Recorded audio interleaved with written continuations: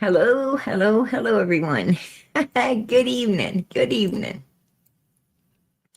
Good to see everybody in here.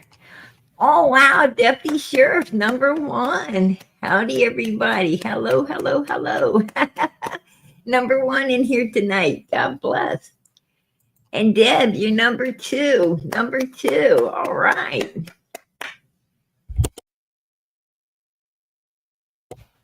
Miss Justice. There we go, girl. Number three. Number three. She always running in the top four. Right. Always running the top four. God bless. Number three in here tonight. Good to see you, girl. Good to see you. And let's see who's number four. Lady Lady Q. Lady Q, you are number four in here tonight. All right. God bless. God bless. I appreciate that. Hey, hey, hey, all. Hey, PG. Hey, hey, hey to you, girl. Good to see you in here. All right. Who else we got in here? We got a lot of people in here tonight. Mel's, how you doing, sweetie? Good to see you. Sue, good to see you, sweetie. Absolutely good to see you. Robin. Let me see. Ruby Rainmaker. Hey, girl, that is beautiful. That is absolutely beautiful. Good to see you in here. Suzanne. Don. Oh, that's beautiful. Hey, Deb, that is beautiful right there. God bless. Today's at number five. There we go. Amen. And let's see. Oh, the legendary. Absolutely beautiful. I appreciate that. We got a lot of purple hearts in here tonight for summer. Lots of purple hearts for summer tonight. PG is cooking brownies. You got that right, girl. I gotta keep up with my brownies. Hey, Australia, how you doing, girlfriend? Good to see you. Hey, much love to you. Much love to you. Marianne, good to see you, girl. Good to see you, everyone. Much love. Purple hearts for summer. God bless. God bless. We're sending that love back out there. Pam, good to see you, girl. Please keep prayers. My boyfriend's still in the hospital. Hey, girl, you just keep faith, Pam. Keep praying. Keep faith. He'll be home. He'll be home sooner than you want. Right? He'll be home sooner than you want. Then you'll be complaining that he's home. Right? Don't worry. Everything will be okay. Hey, Mama Homestead, how you doing, sweetie? How you doing? Good to see you. Good to see you. She says she's praying, Pam. She's praying. Hey, Brat, good to see you too. Oh, prayers are going up for Pam. Lots of prayers going up. We appreciate that. We appreciate it.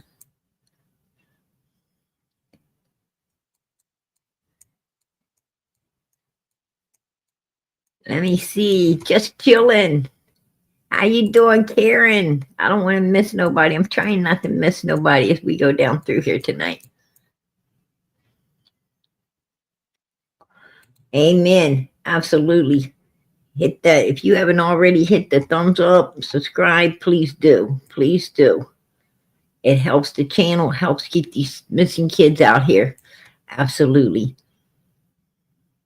Hey, Bridget, how you doing, sweetie? Oh, Ruby Maymaker said, Ruby Maymaker's got two little hands up. Hey. That is so cute, girl. I like that. Hey, Mara, how you doing? I'm getting down through here. I had some guy when he came in tonight. I had some man in the back. Had some man in backstage. I looked like he froze. I'm not sure if he froze or if he's just really focused on something. But I brought him up, tried to talk to him, but He wasn't saying anything, so it is what it is. Hey, Tiger Mama, how you doing? Yeah, I think he was up to no good. I'm Georgia Wowchow. How you doing, sweetie? Good to see you.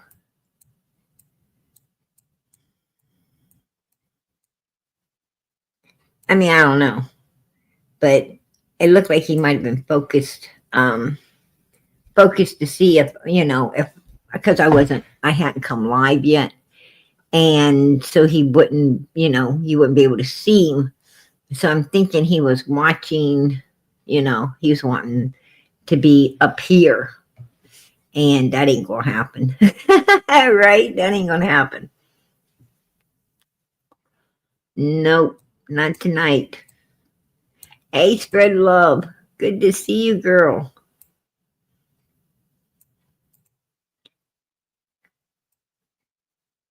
I'm trying to get as many as I can. Hey, reviews, how you doing?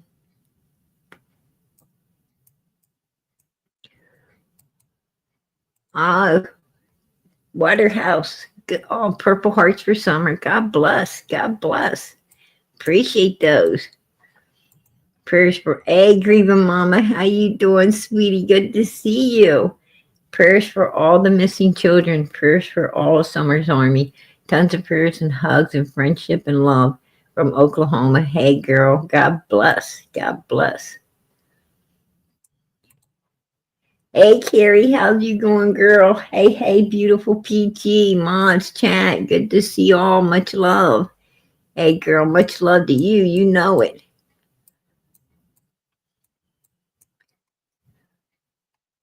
Oh, many prayers for Pam. For her. I'm not. She says it's her boyfriend.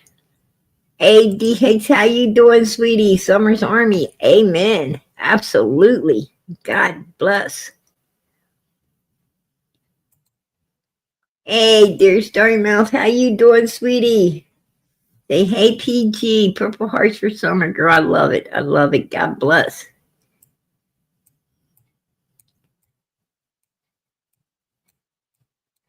Yeah, I think that guy was think that guy was thinking about doing something not nice, you guys. I pulled him up to see what he wanted for a second, and he wasn't wanting much of nothing.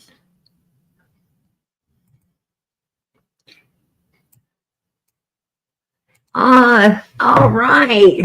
Richard, I appreciate that. Gifted one Prayer Garden of America membership.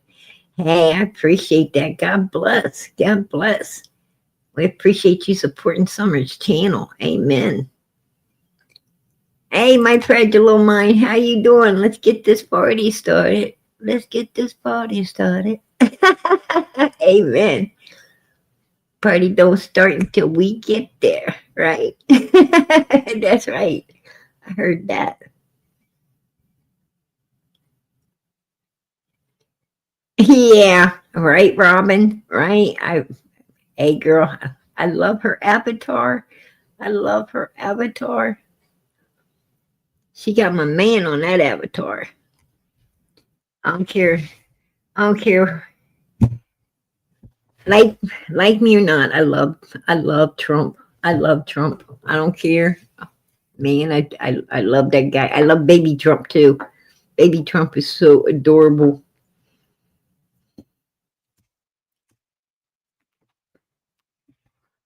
I posted little baby Trump up on up on the Facebook. Is so adorable. Oh yeah, so do I, girl. Absolutely. Absolutely. I like Trump. I like what he stands for because like hey, Nurse Cindy, I appreciate that. First for Texas. Hey girl, absolutely. Absolutely. God bless. Oh wow. Did you see what happened down there? Um, I mean, whoa.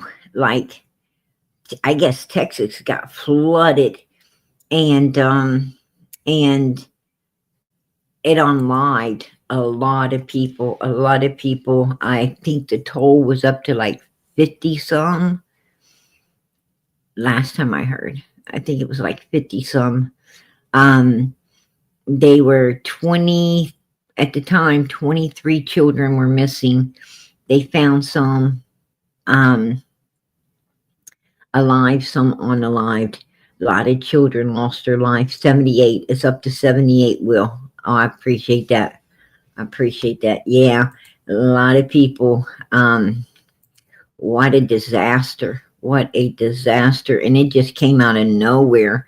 Um, seen where they were, I seen where they was saying it was, you know, I guess Texas or whatever isn't updated. The weather channels and stuff ain't updated like they are, everywhere else.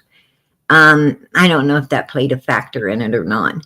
I kind of heard that, I heard that it just came out of nowhere. It just came out of nowhere, like Florida. It kind of came out of nowhere. And I guess really wreaked havoc on Texas, right? And that's where Benny lives. That's where Benny Keys lives, right? He lives in Texas.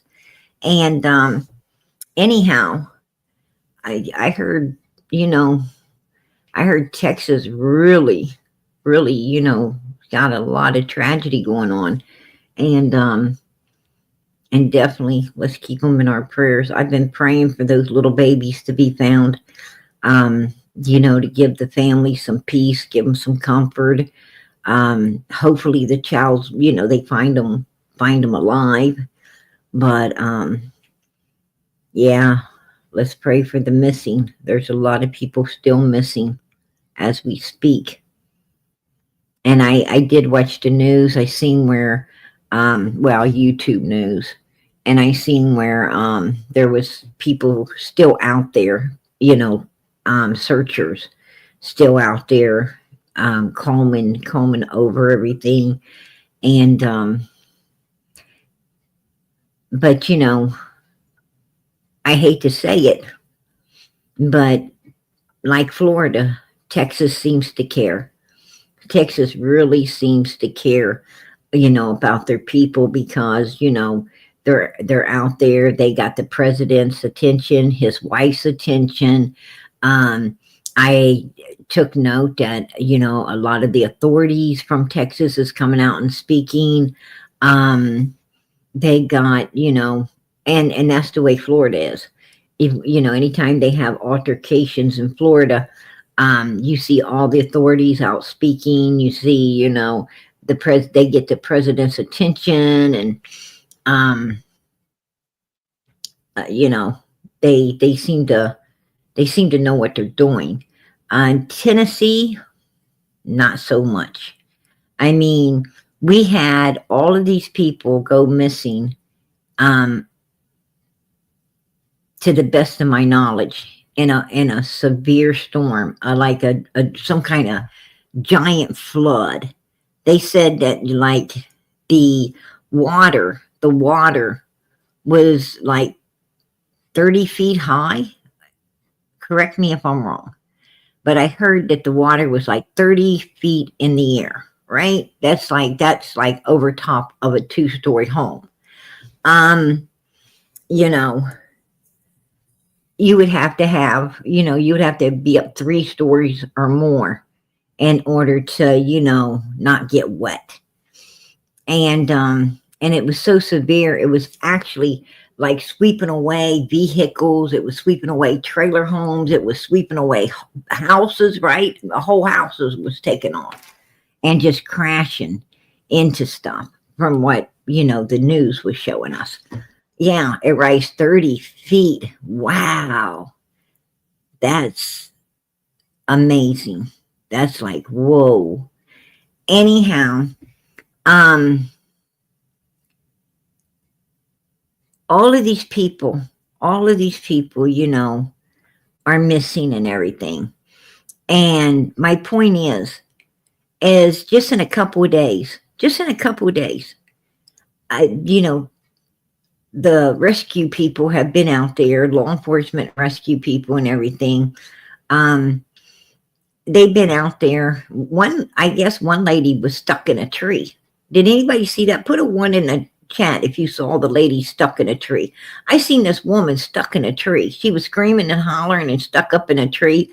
They got her. They rescued her, but she was up in a tree holding on. The I guess the water swept her away, and luckily she had snatched onto a tree and was inside this tree just hanging on with everything she had until they rescued her. God have mercy, right? God have mercy.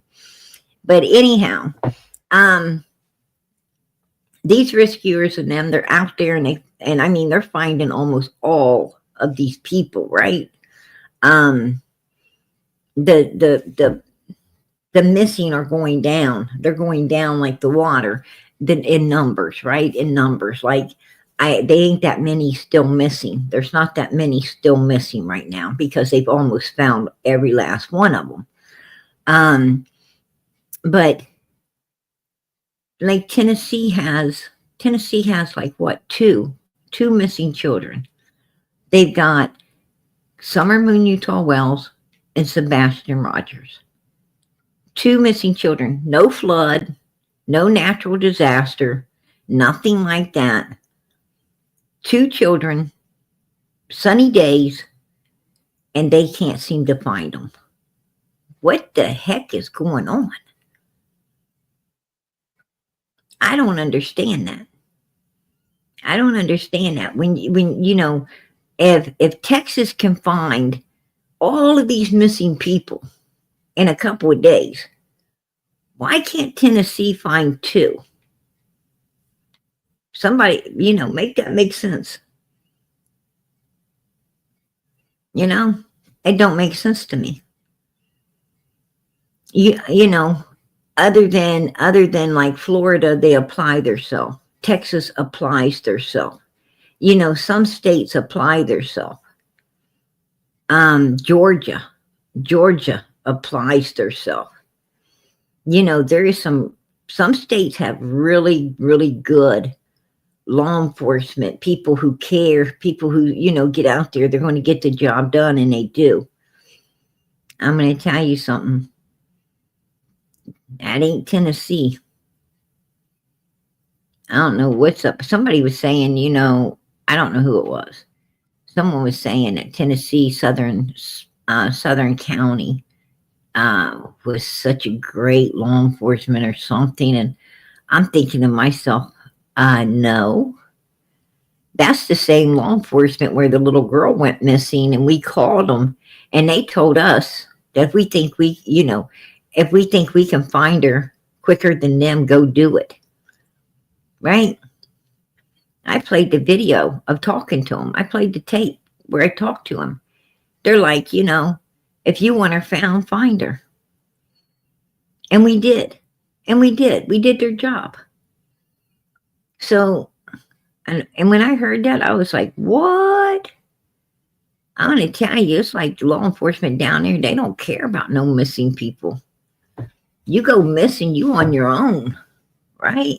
You're on your own. That's cray cray if you ask me. Yeah. That is just like, wow. But I have definitely, trust me, I have definitely been keeping up with all the missing, especially the children. I've been keeping up with there was one whole family got swept away. And then there was, I guess, like 4 students who were living together got swept away. And then there's a lady talking, and the lady said that, she said that there was, the family that got swept away and, inside the mobile home. They said they tried to, they was trying to rescue them, but they couldn't. And the lady was like, they heard them screaming and all this, it was just like, wow, that stuff's going to stick with you forever, right? That's going to stick with you for like, that's like life right there. That right there is like a lifetime nightmares. Um, to be caught up in something like this and hearing people screaming and needing help, and you just can't do it, right? You just can't. There's nothing you can do. Um, that would be super hard. That'd be super hard to live with. I'm sure that, I mean, these people don't only need our prayers and, support and everything, but they're going to need a lot of counseling in the future. They're going to need a lot of counseling because that's just way too overwhelming. That's way too overwhelming. And all these people, all these families sent their babies to that camp, that Christian camp. And that Christian camp just, it got wiped out. And, all of these people all over the place. I don't know, how far, I don't know how far these people come, you know, I don't know if they come from other states or, if it's just located locally or in Texas or whatever. But I guess they had all of these kids from all of these parents, and what a tragedy. What a tragedy, and man, some of those babies, you know, they were just so little. They were so little, like as young as 5, 6 years old, just real little babies. And some of them still haven't been found. And that's devastating within itself, right? Devastating and traumatizing. Absolutely. Um, wow. You know, I don't know if Benny Keys was out there trying to help or, do anything or whatever. Um, it would have been, I wish he was still out here. I wish he was still out here because it would have, it really would have been a real insight, insight on what was going on around him if we could have seen that.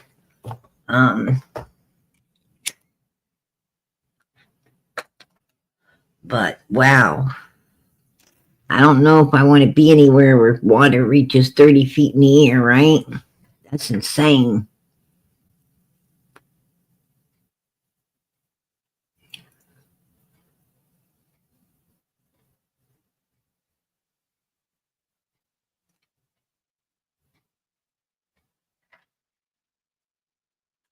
Wow. The water just went down, and she said if it rains again, it's going to rise up.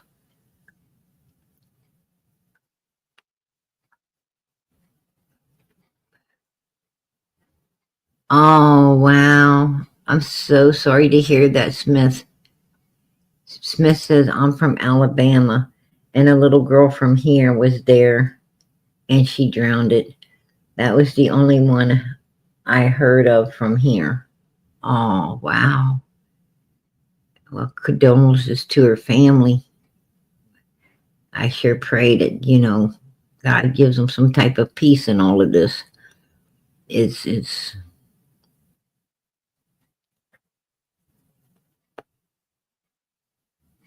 yeah, yeah, God bless.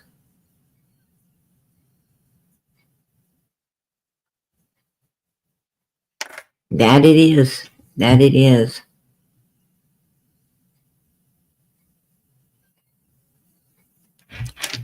I have no, I have no idea. Um I don't know what exactly Trump's going to do, what he's going to do. I hope he sends in, whatever's needed to help these people out. Um, I know that like tragedy hit a few places, during Biden's during Biden's administration. And I guess they didn't send anyone in, right? They didn't send anyone in. The people, people were just basically pretty much left to fend for themselves, from what I heard. I don't know. I wasn't there. But from what I was hearing, you know, they had to pretty much, they were on their own. I mean, um, so I don't know. God is love. Um, was you in that God is love? Or do you live in Texas? Was you part of that? It rains a lot sometimes, she said.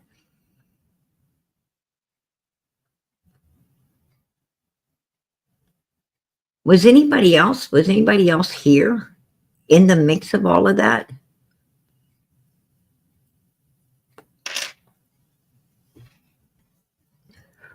I'm not sure what floods that was, to be honest with you, Suzanne. Um, I don't remember. I don't remember. I just remember, hearing on the news that the people were very, very upset that no help, no fundings and no help or nothing was coming in, um, to help them, in such a bad disaster. They were getting nothing. It's like nobody cared. And I just saw some of the residents on, that from wherever it was. I seen the residents on the news, but it's been, been a while back, couple years back, when I seen all of that. It wasn't so, you know, I can't remember where it was. I want to say,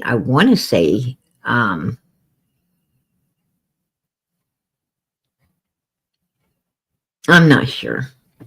I'm not sure. I can't, I can't, I will not put out any falsities. So I really don't remember. I mean, I don't want to just, say something off the top of my head and not, I'm not sure, it could be wrong. So, I can't remember. But I do remember seeing the the people in that general area where all of this went down, in the state that it went down in. Um, their houses were, it was some kind of natural disaster happened to them. I don't know if, exactly what it was, but they were in pretty bad shape. And they were pleading, for some relief, some assistance, and they weren't getting nothing. So, I don't know exactly what it was.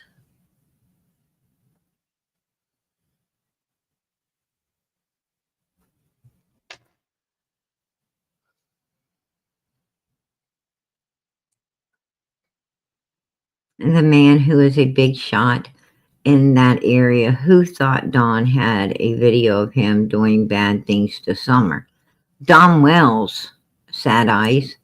And Don Wells himself said that his boss called him. He was telling Josh that his boss called him, and his boss um, was really upset about Don selling a videotape of the boss doing something very, disgusting, with Summer.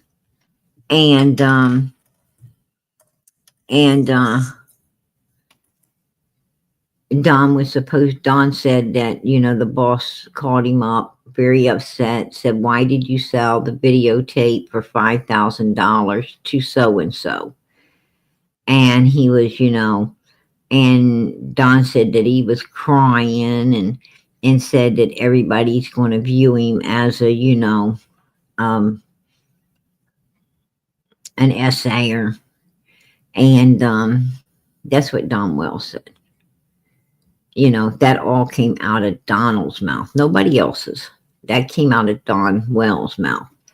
And he said that, you know, and him and Candace was really laughing it up, that this man was upset that, you know, that his name was going to end up being mud, and, you know, so forth and so on. If that particular video, you know, got spreaded out there and you know, viewed by people he knew, you know, that it was going to basically, a video like that could basically ruin a human. And then Dom went on to say, you know, how what a pillar this guy is in the community, right? What a big shot and a pillar he was in the community, and so forth and so on. So that all came out of Don Will's mouth. Nobody, you know, nobody else said anything.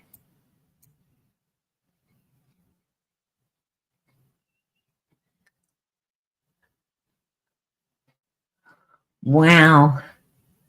I lived down close to Houston about 33 years ago. It rained every single day, but the whole 4 months we lived there. So I came back to Northwest Oklahoma. Wow, I would too. I would too, girl. I would be vacating, right? I would definitely be vacating. Like, oh, hell no.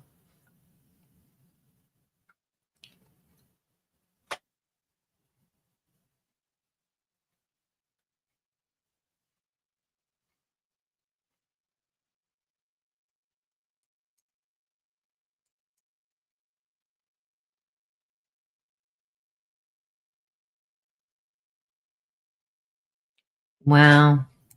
It's okay, PG. I just remember New York. Um, is that New Jersey? New Jersey was hit very hard. I was crying.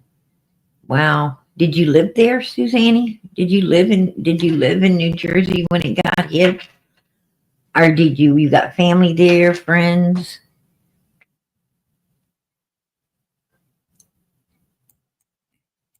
You if you might have remembered if they got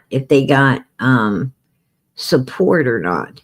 This particular place was getting no support to rebuild. They wasn't getting no support to rebuild. They was really upset. Those people were really, really upset.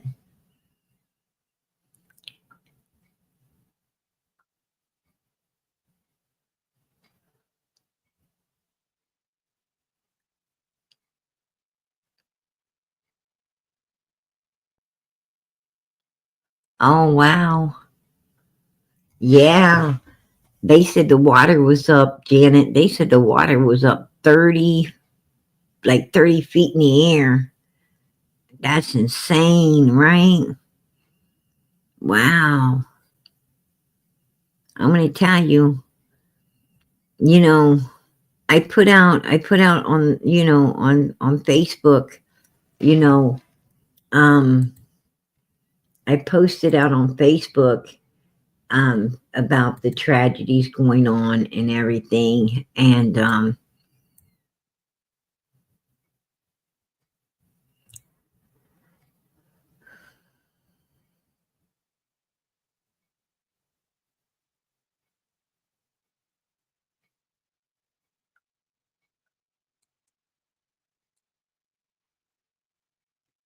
but it says I put out on the I'm sorry, you guys. Somebody sent me a message and I was reading it. Um, I sometimes get off focus when I'm reading when I'm reading messages from somewhere else. Um, but I posted out that, you know, the signs of the end of time, and it says, you know, religious deception, false prophets and teachings, you know, War and conflict, nations will rise against nations, right? And we're seeing all of that. We're seeing all of that. I mean, preachers, you know, I'm not saying that we ain't got some, a few. I'm sure we got a few, preachers that are preaching for souls instead of money left on this earth. But most of them, a lot of them are preaching for the dollar and not for the souls, right? Um, so that's just the way it is, you know.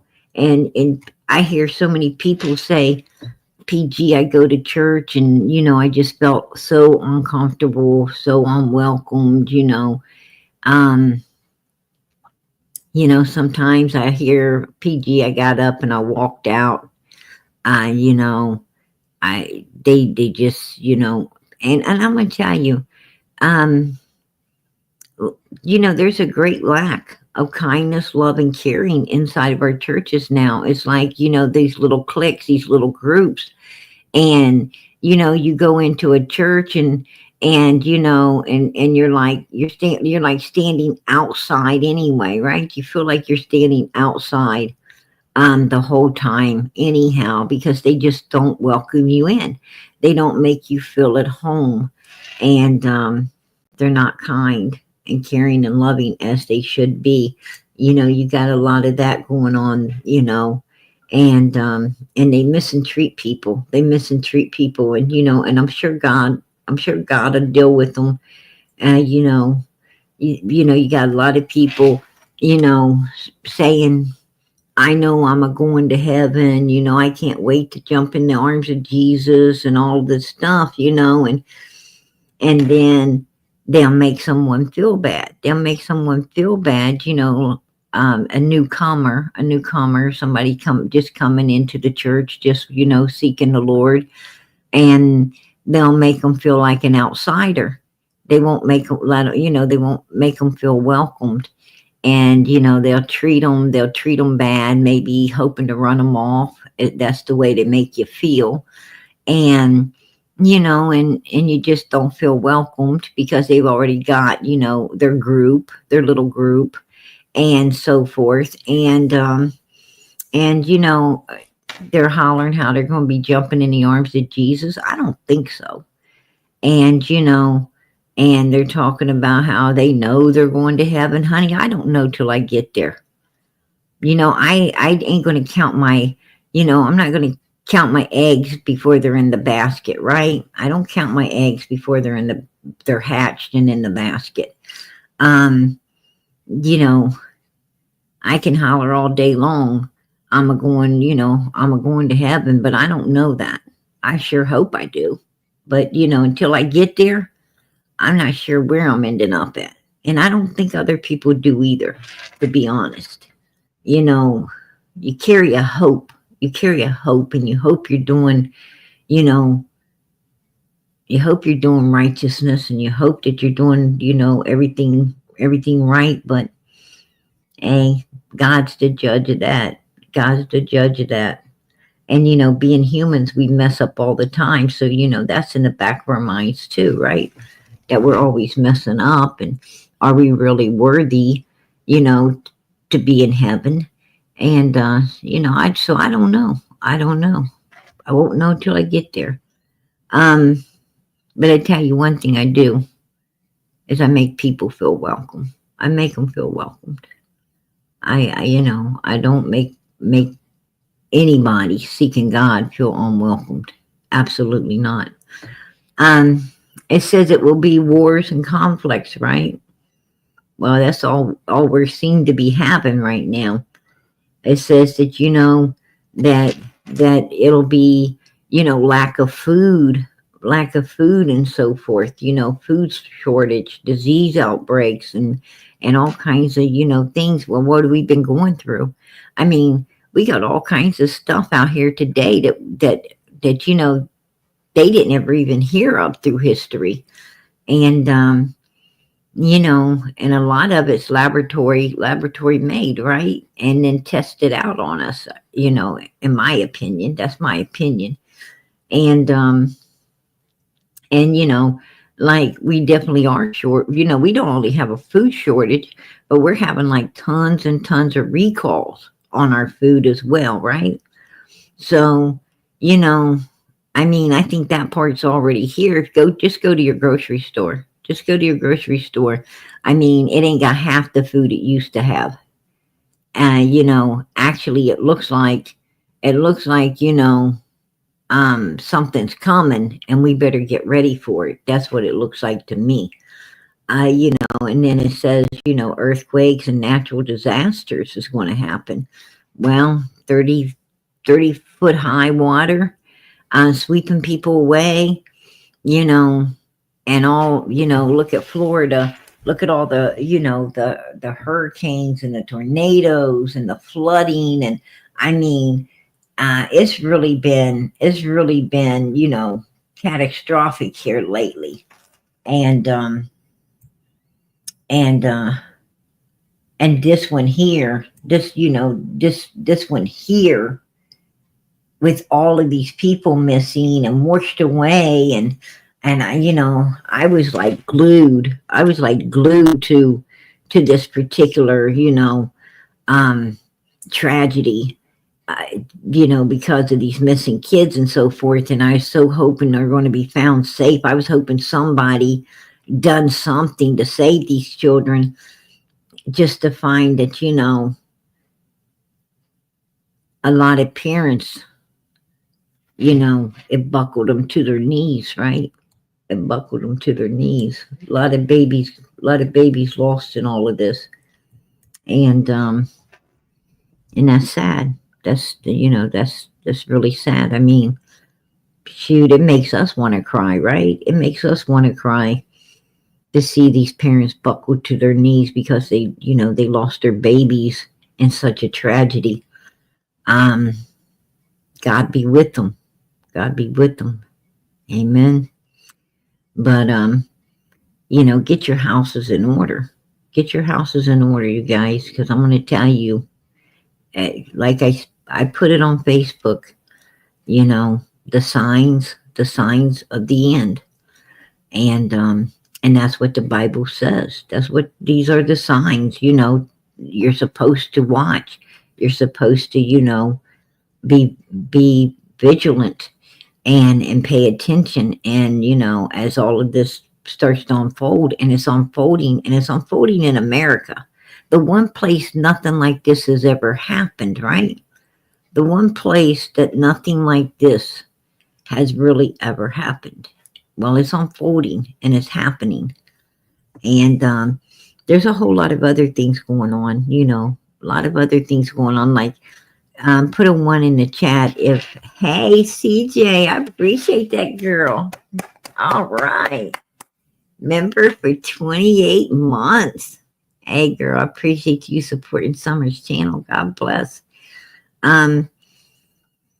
But put a 1 in the chat if you've seen where being warned about getting seeds, like some type of seeds in the mail.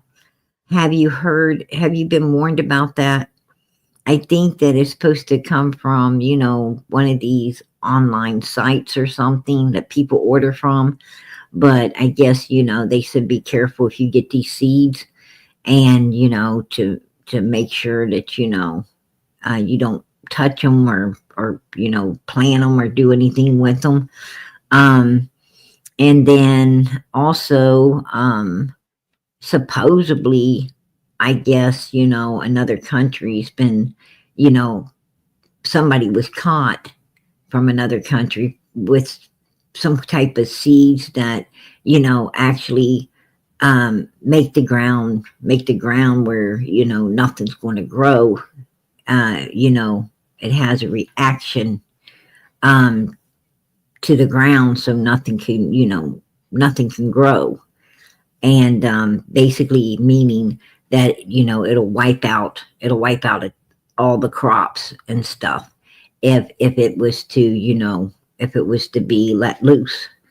And so we got that that to worry about too. I mean, there's a lot of, a lot of stuff going on. Um, a lot.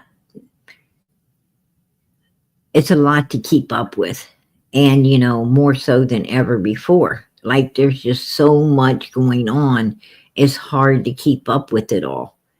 And and I don't think we've ever had a time like this in history where everything, yeah, a little conflict here, a little conflict there. You might have a little storm here, a little storm there, but it ain't been nothing like we're getting now. I mean, we're getting pounded, right? We're getting pounded from all sides, it seems like. And that's when it's time to get your house in order, when it's all coming at you at once. That's what you're supposed to be looking for. Just saying.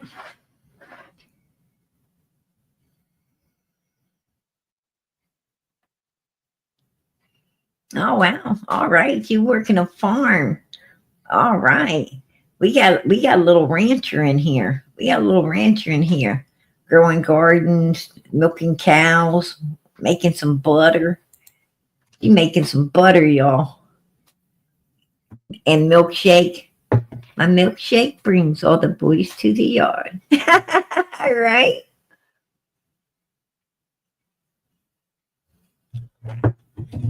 That sounds like something Candace would sing. You know, it's like, no, your milkshake's spoiled. Right? That milkshake's spoiled, baby.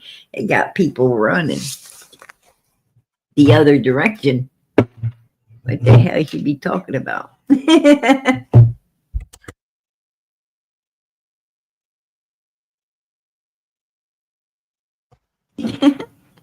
Just saying, y'all.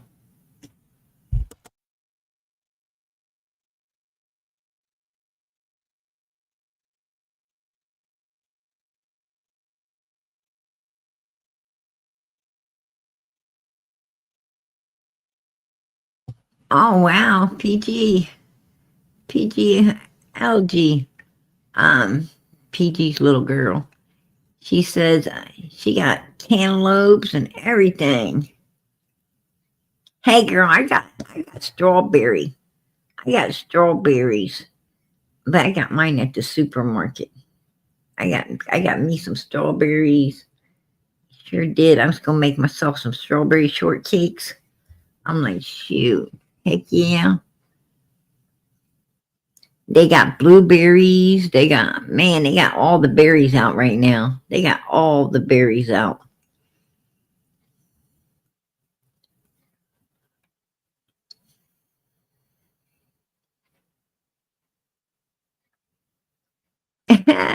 Yeah, that's how you get regular milk, chocolate milk,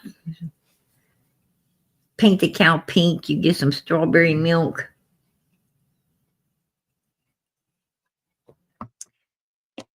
Feed the cow some blueberries, you get blueberry milk.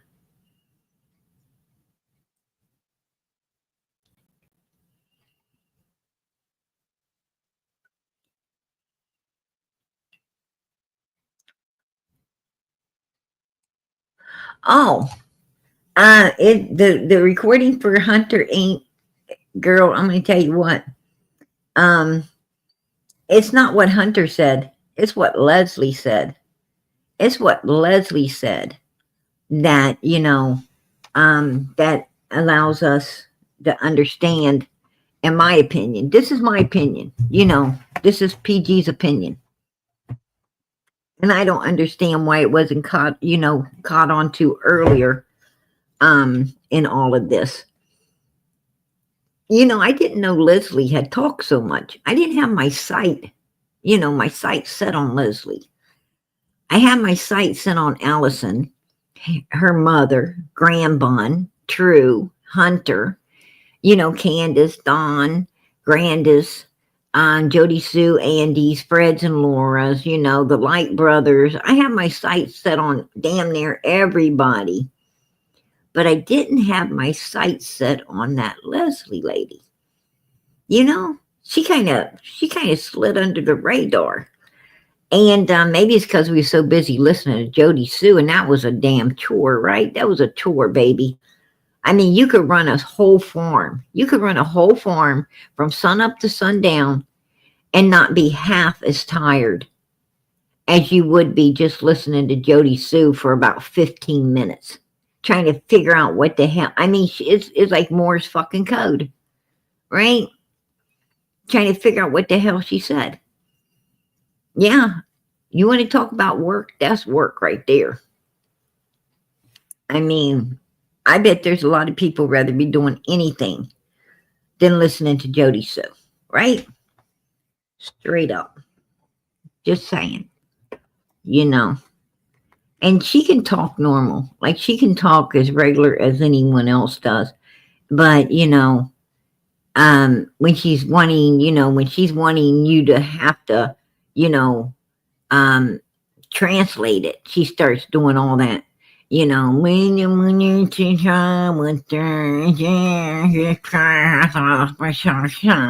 That's when she starts talking like that, and you're like, what the fuck? Is that a foreign language? What the hell did she say? Right? It's like, oh no, I'm gonna have to get this shit, get it down, and play it 50 times just so I can figure out what the hell she said now. Right? And you're all in tears and shit, and you're like, I don't want to do it. I don't give a f what she says. I don't know if it's even worth it. Right? Yeah. Yeah. And then you have to have your professional help on speed dial, right?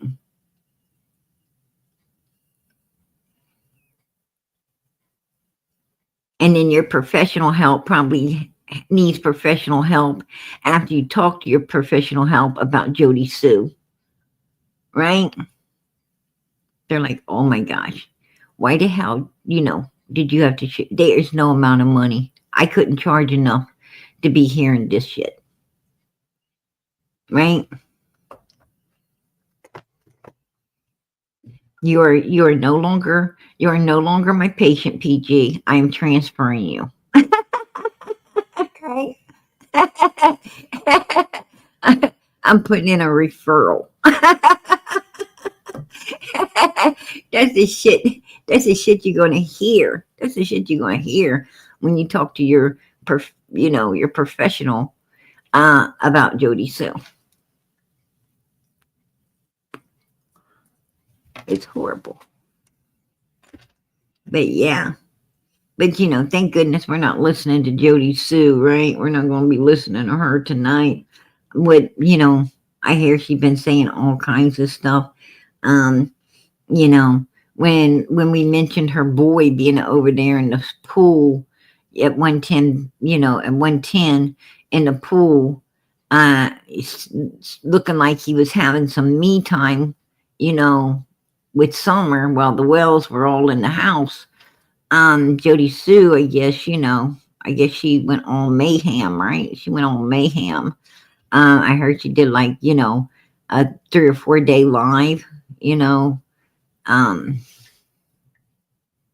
straight, no sleep. That's what I was hearing. I was like, what? It didn't surprise me she went 3 or 4 days, you know. She does that shit anyway. I just thought that it was, kind of surprising that, she would act like, that's the first time she heard it when she's been hearing it for 4 years, right?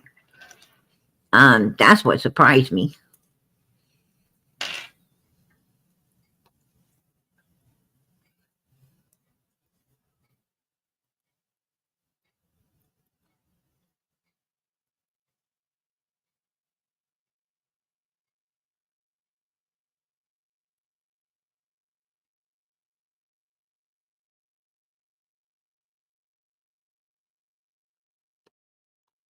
But yeah, no, this is Leslie. This is Leslie, y'all. and it's what Leslie says that, in my opinion, this is my opinion, allows us to know that Hunter knew everything. And I'm going to play it for you. I'm going to play it for you. First I want you to, you know, um, well, I'm going to play this first. Hunter has become one that, you know how some kids are, they don't feel comfortable opening up to the mother. Right. Or the, any kind of role figure. And he actually opened up with me, and we was talking, and I encouraged him, hey, it's summertime. You're 15. Go get you a job. And that way you can save money. You can get the things that you want. You can help mom buy school clothes. You can do a lot of things that you couldn't do because you don't have the money. And he was excited. He filled out an application. He got a job. And I mean, just the look on his face when he got his first paycheck, that was $127. He acted like he got a check for $1 million. Aww. And Hunter's the type of person, he's good-hearted. Yeah, he has a temper. What 15-year-old don't act like they conquer the world, And see, that's like the night that Allison said that she got the phone call. We was at the football field. My grandson plays football. And he was at his practice. And at 7:29, Hunter called my phone to tell Allison that Summer was gone. And I mean, from that time on, it bothered Hunter because he was wondering what happened because she was alive the last time he seen her. Whoa, you hear that? You hear that? She says, and at 7:29, Hunter called my phone to tell Allison that Summer was gone. And I mean, from that time on, it bothered Hunter because he was wondering what happened because she was alive the last time he seen her. So, let me ask you guys a question. Let me ask you a question. If someone called you, and like Don and Candace, for instance, Don and Candace, was people like that. If they was to call you, people always playing, messing around, playing, trying to mess with other people's minds, and always playing games, and you really didn't trust them, as Hunter said he didn't. Right? Hunter said he didn't trust Don and Candace. He said when Candace called him, he thought that she was just bullshitting.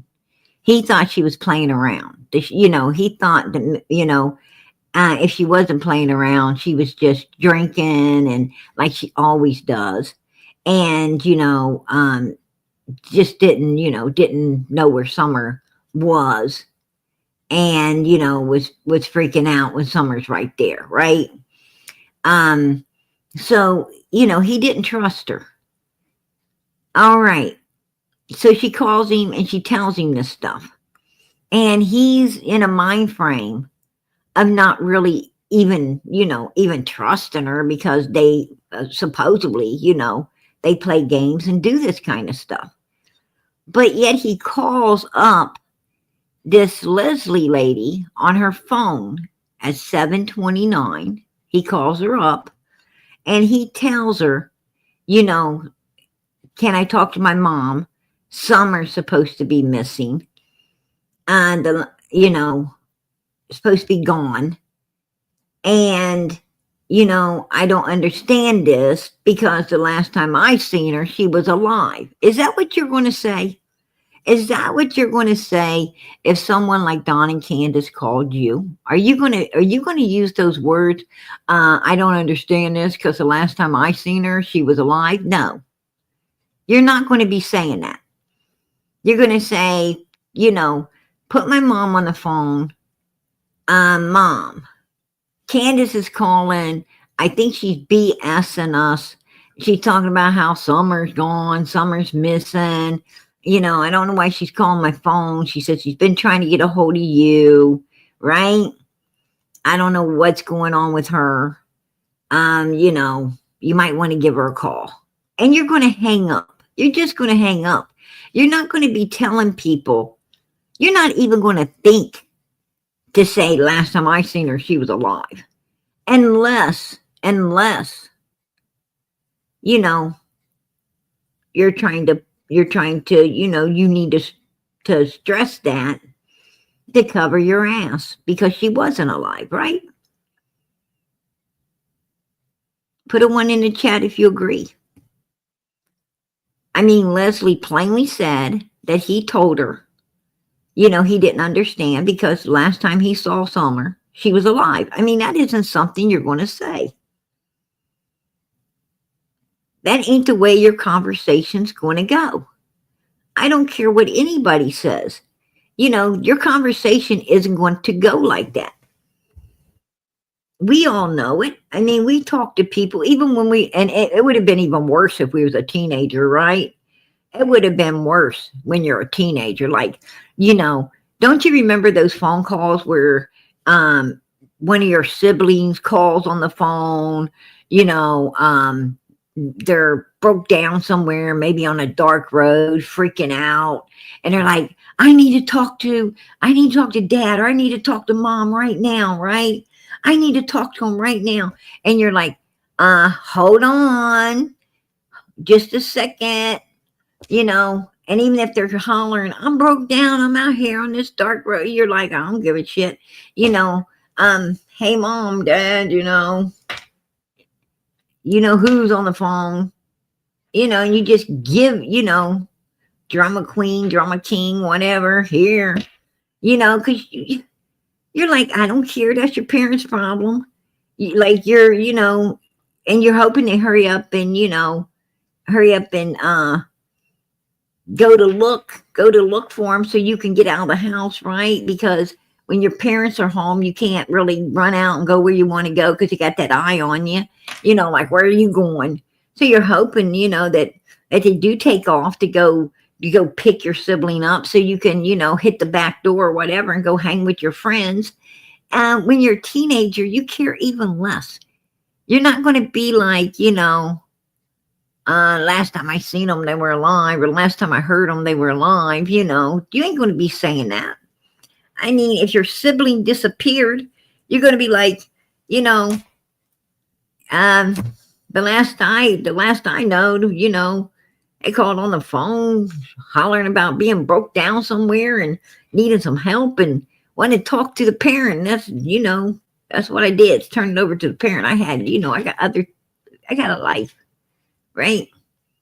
I don't know where, why couldn't that sibling disappear sooner? No, I'm kidding.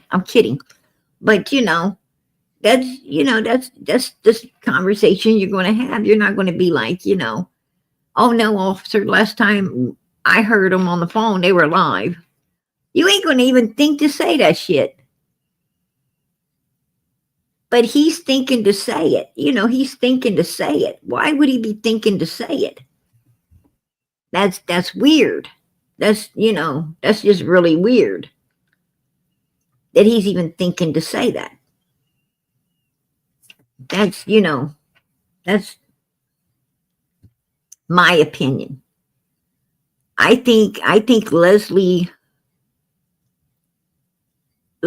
accusations, I think, was really crucial in the beginning, but somehow we overlooked it because she was kind of like on the outside of all the suspects. We were so focused on all the suspects, we didn't really focus on her, and we should have, because I think we would have got a better understanding that this boy did know exactly what the hell happened.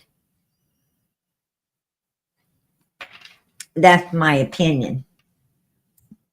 Now, I played to you where it came out of Leslie's own mouth that Hunter said the last time, you know, that he didn't understand, because the last time he seen her, she was alive. He had to stress that. He had to stress that.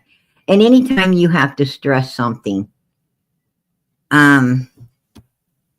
it probably is bullshit. You know, if somebody's sitting there trying to stress something to me, then I'm going to write it off as bullshit. Because you're not going to stress the truth. That's what I'm saying. You're going to stress, you know, some damn narrative you want to push to make me believe what you want me to believe instead of the truth. That's what you're going to be pushing. So I'm going to play it one more time so that everybody hears it again. What Leslie said, Hunter said, what she said, he said. My phone to tell Allison that Summer was gone. And I mean, from that time on, it bothered Hunter because he was wondering what happened, because she was alive the last time he seen her. There you go. There you go. See, Hunter wanted to stress that Summer was alive. That makes me, you know, that makes me believe now she wasn't. You know, that's my opinion. But I even, you know, what I'm saying is I got a stronger foundation on it now that she wasn't alive. And he knew it. That's what I'm saying. I you know, it was pretty strong before. But man, I'm going to tell you, he solidified it right there. Right? That's just what it is. That's what it is. And then this on top of it. Leslie says, listen to this. Leslie says, know for a fact I seen her and told FBI and TBI. Oh, how? Oh, now you seen her. So why did they even bother to look at the camera footage? Leslie's trying to say she saw Summer, and we know she didn't. We know she didn't. She wasn't even at Allison's house. Allison said that she came out on the porch when Hunter got back. Allison said she was in her doorway at first. Up there, you know, up there in the doorway on her porch. She said she came out, you know, onto the porch when Hunter got back. And she saw, you know, Candace and Grandis, you know, kind of getting out of the vehicle. Now, you know, a lot of people were trying to say that Candace for one, said Allison didn't even come down to the car. That, yeah, she came out. She came to the door and she came out on the porch, but she didn't ever come down to the car, the vehicle.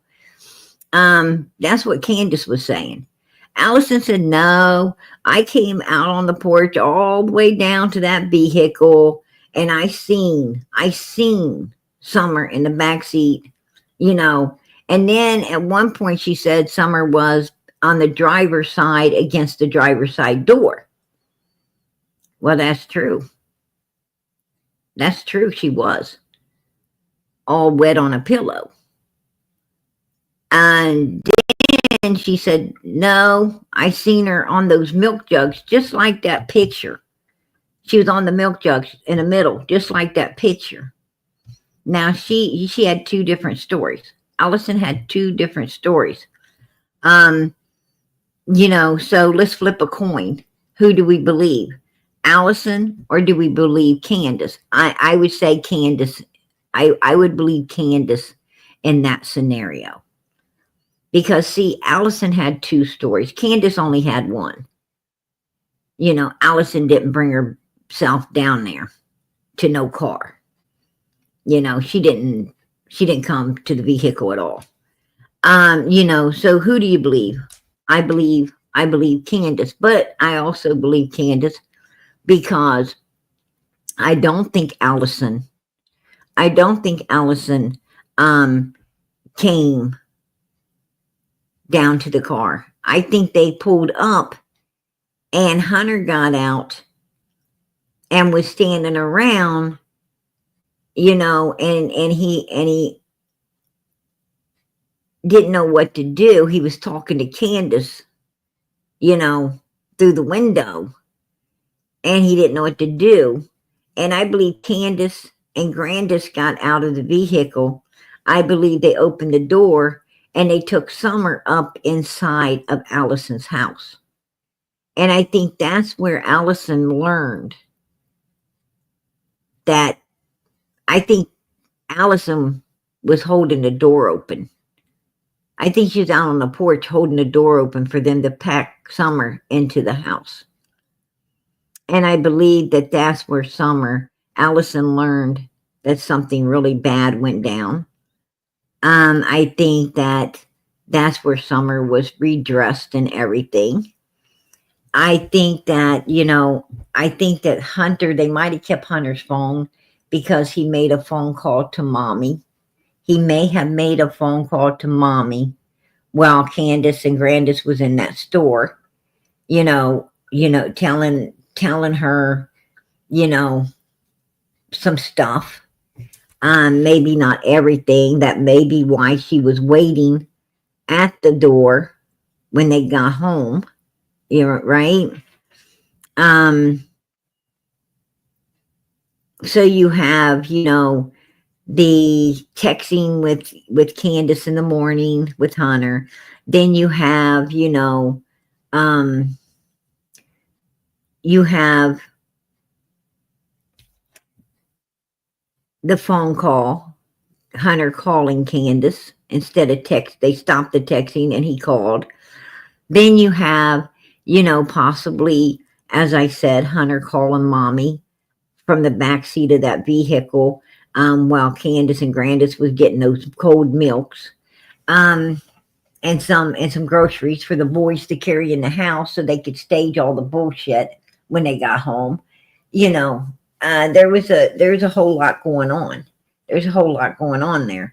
And I'm sure that, and then you have Hunter saying, that we were sitting there watching TikTok videos and we was doing this and that, and that may not be on his phone at all. Like I said, a phone call to Mommy, maybe a phone call to somebody else. Some phone calls may have been, being made during that time instead of, TikTok videos being watched. They kept his phone for a reason, and his phone is an evidence, right? Absolutely. So, hey girl, good to see you too. Yeah. So, but this is the text right there. And, and Leslie wasn't there. Leslie was not at Allison's house when Candace and Grandis got there. That's bullshit. Matter of fact, even old Grandbun wasn't even there. Old Grandbun doesn't even show up until like 3-4 o'clock in the day at Allison's house. She wasn't there as well. He told them right here, Leslie says he told them to give him one, and they stated to us he didn't need the one because they pulled the camera feed at the time he was dropped off, and she was alive at that time. And what camera feed? There was no camera feed because the cameras weren't working. Everybody got a notice that the cameras that was on those poles were not working, right? I just heard recently that those were dummy cameras, that they don't work at any time. They don't work no time. They're not even wired. But, I also heard a neighbor say we all got a notice that those cameras weren't working to watch our kids because the surveillance around the park wasn't working. So I've heard two different stories. One thing for sure, the cameras weren't working. And supposedly,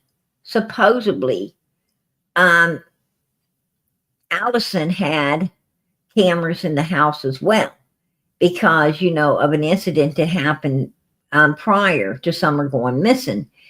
Allison camered up her house, and those cameras disappeared.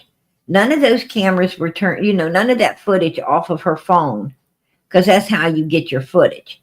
None of that footage off her phone was ever turned in to law enforcement. I would think they would have took, you know, Allison's phone as well.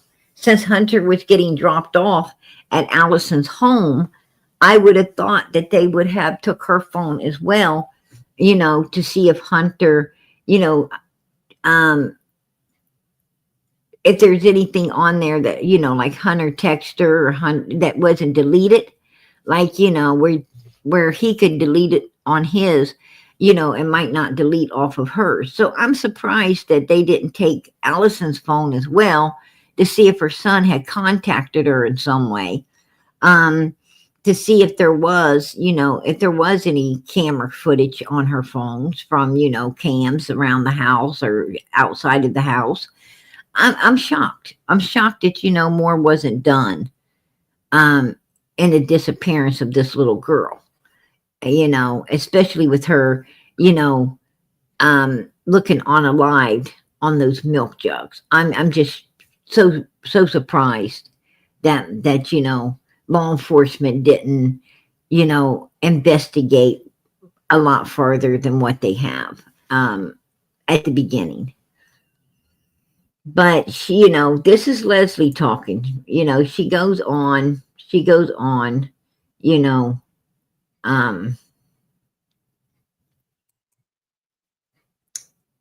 to say, some stuff.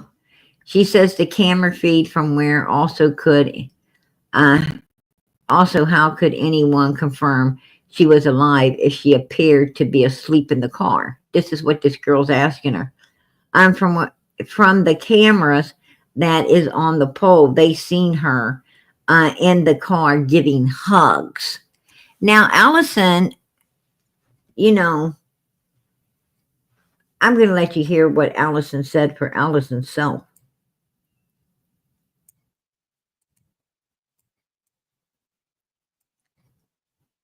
This is the camera that's supposed to be, this is the camera that's right up on the pole outside of Allison's old residence, right there. It wasn't working. It was not working. They didn't get nothing from that. Nothing at all. Right? I thought she was asleep when Candace dropped him off. And then she says, no, her and the 15-year-old was watching TikTok on his phone. Bullshit. This is all BS right there. Right? That's what she claims. And she says, yes. And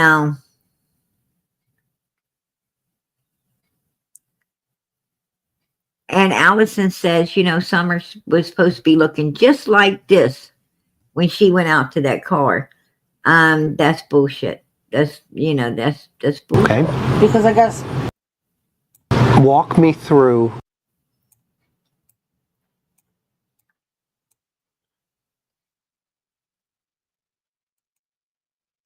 That day. Walk me through what you remember. I remember her showing up that morning. And what time was that? About 10, between 10 and 10:30. All right. She asked if Hunter could go fishing with her in Summer because her mother was in the emergency room. She asked if Hunter could go fishing because her mother was in the emergency room. But they put Summer in a swimming suit.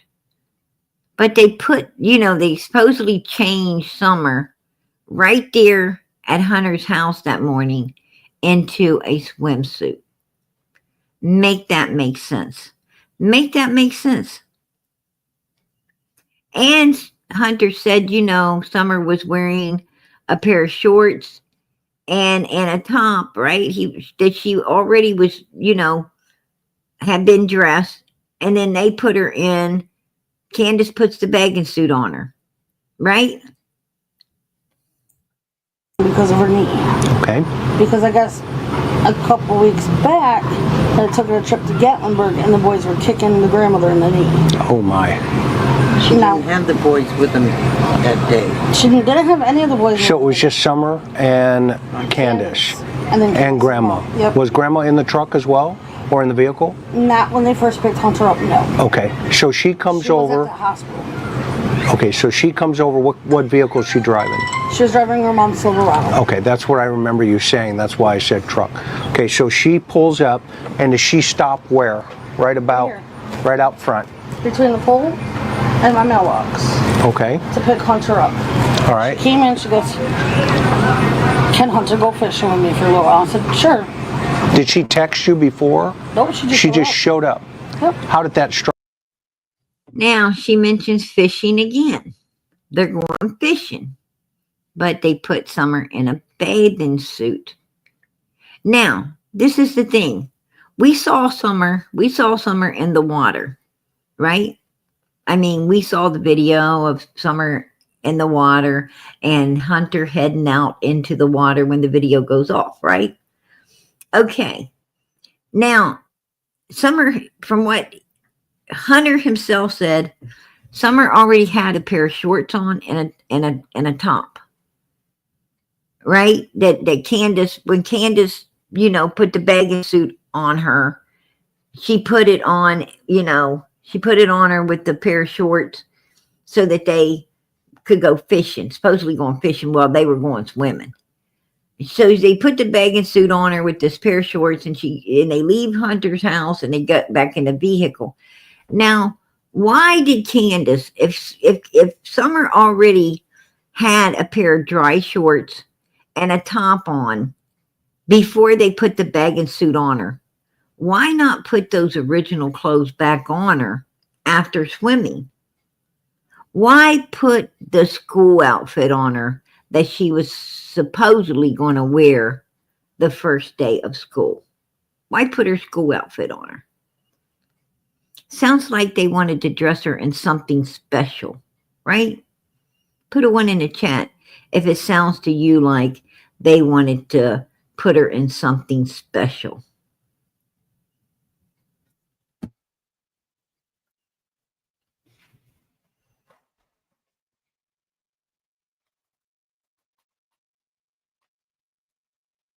Yeah, that's what it sounded like to me too. Sounded to me like they wanted to stick her in something special because I would have went ahead, if I changed my child into a swimsuit to go swimming, and and I took off a dry top and shorts and everything, to put it into this swimsuit. After it's done swimming, I'm going to fold the clothes up, keep them, right? And then after my child's done swimming, I'm going to dry it off and I'm going to put those clothes back on my child, right? Get this wet swimming suit off, dry up, and put the regular dry clothes back on, right? And we know Candace does not, give a damn. She does not give a damn about doing laundry and stuff, right? She don't like doing laundry. She don't like washing dishes. She don't like cooking. Matter of fact, I ain't figured out what the hell she likes doing other than, sucking down the alcohol, which she didn't need. But, and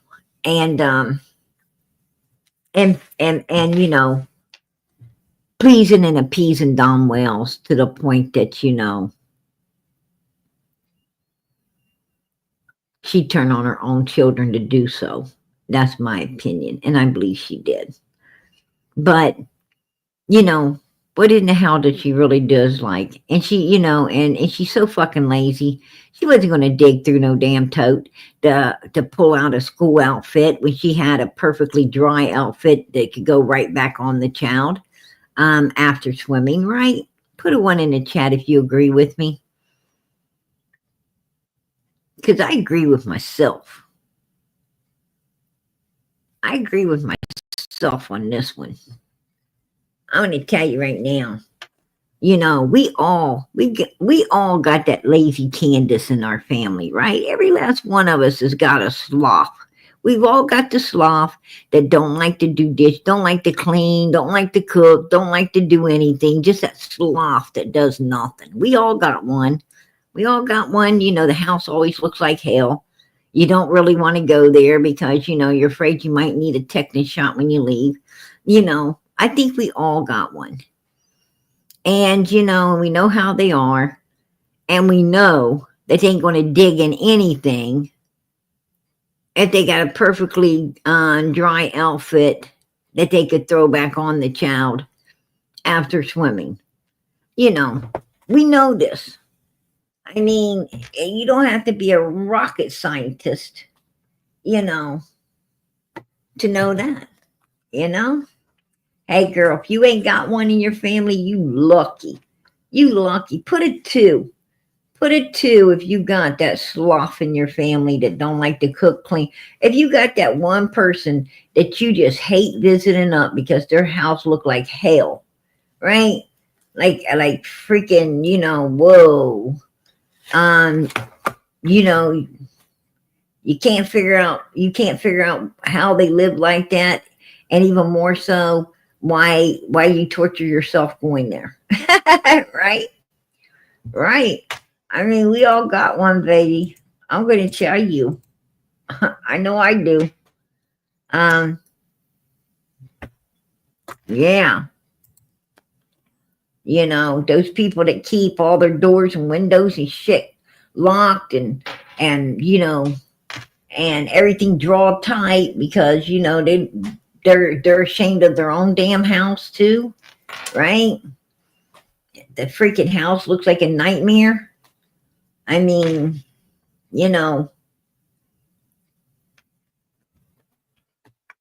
somebody got in there, you might not ever find them again.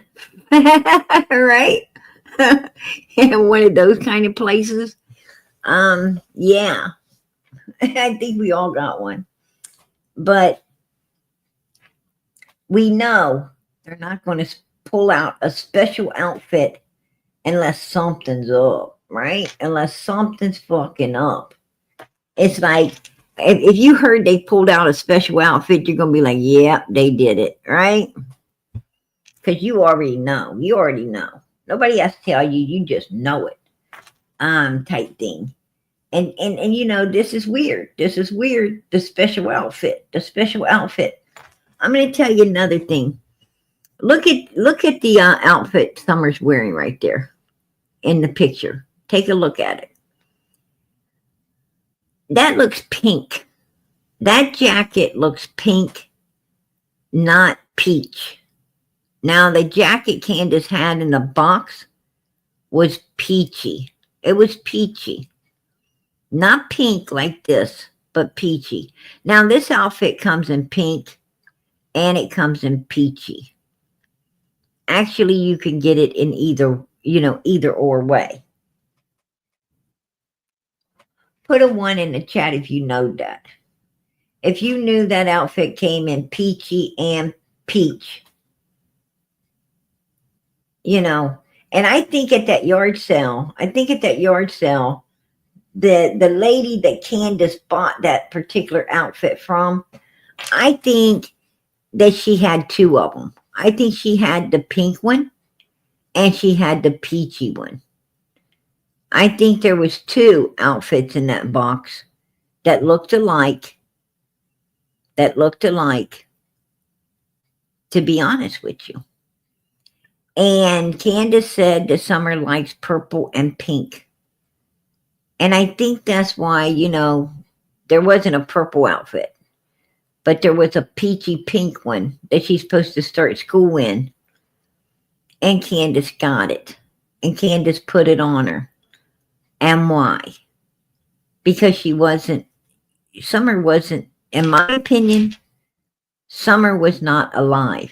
Summer was deceased. And Candace wanted something special to put on her. And that school outfit was it. Put a 2 in the chat if you agree. Because I agree with myself. Just saying. That's my opinion. That's my opinion.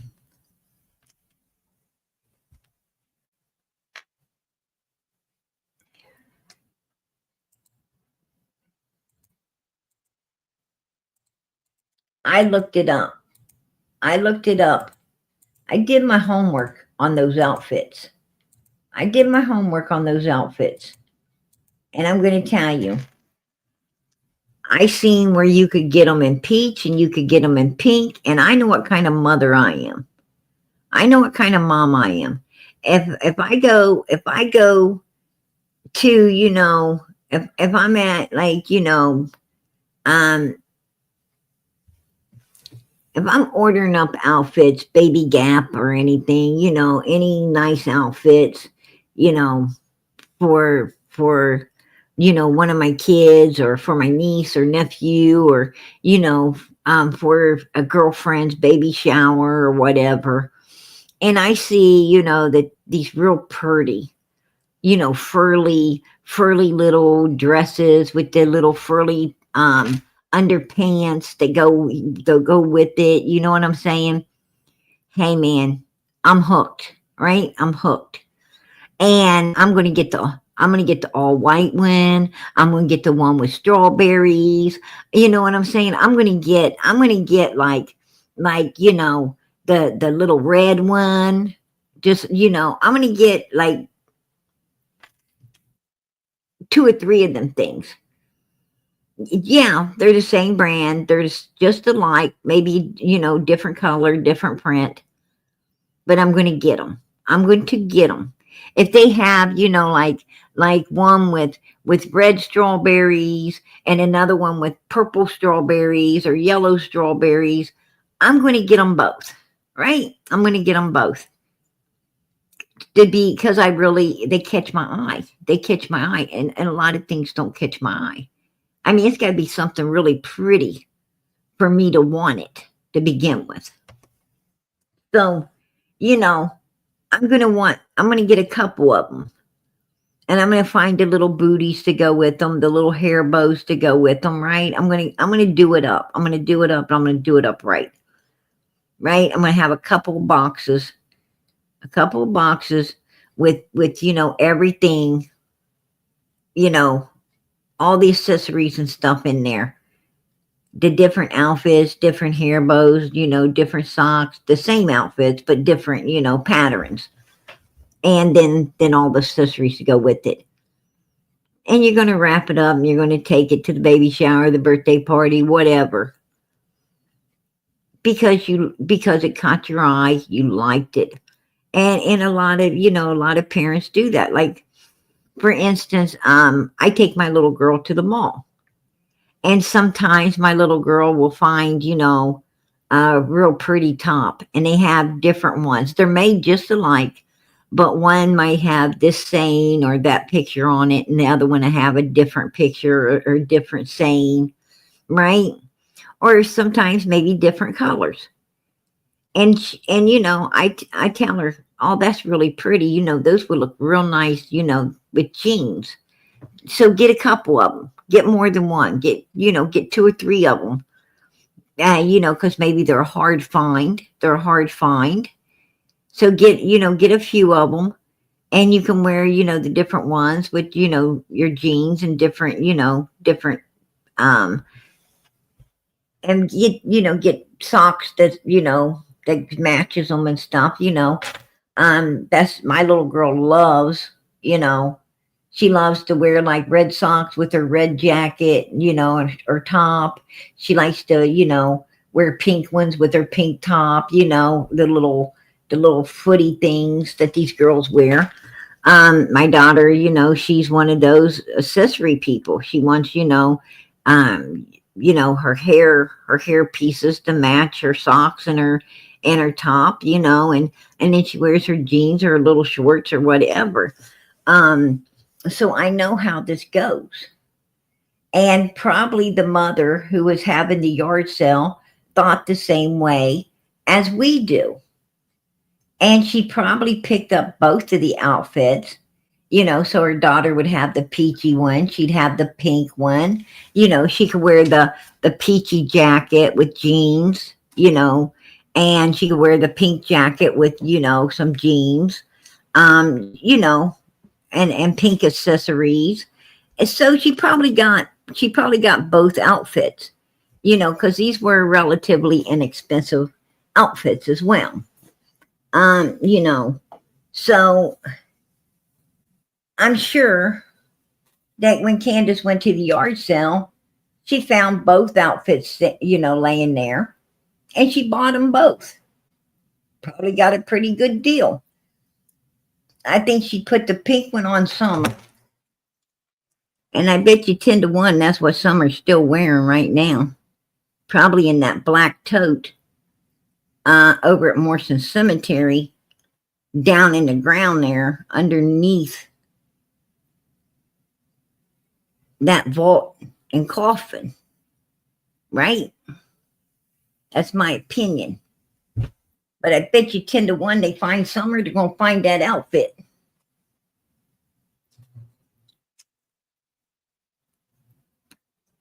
Mommy didn't keep it. Mommy didn't keep it. She had a double. She had a double, just a different color. She had a double one to it. That's what Mommy had. And that's what we were seeing. We were seeing a different one that she picked up at the same time.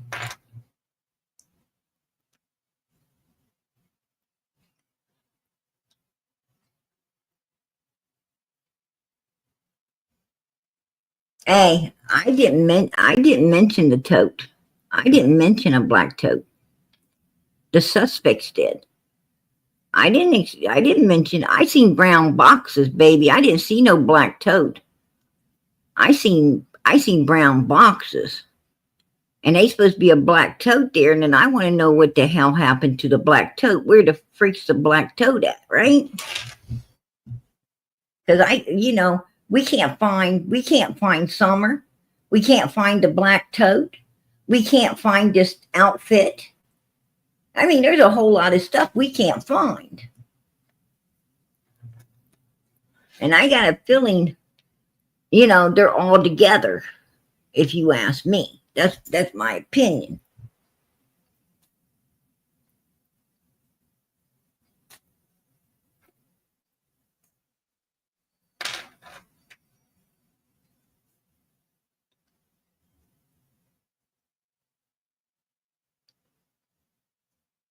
Strike you.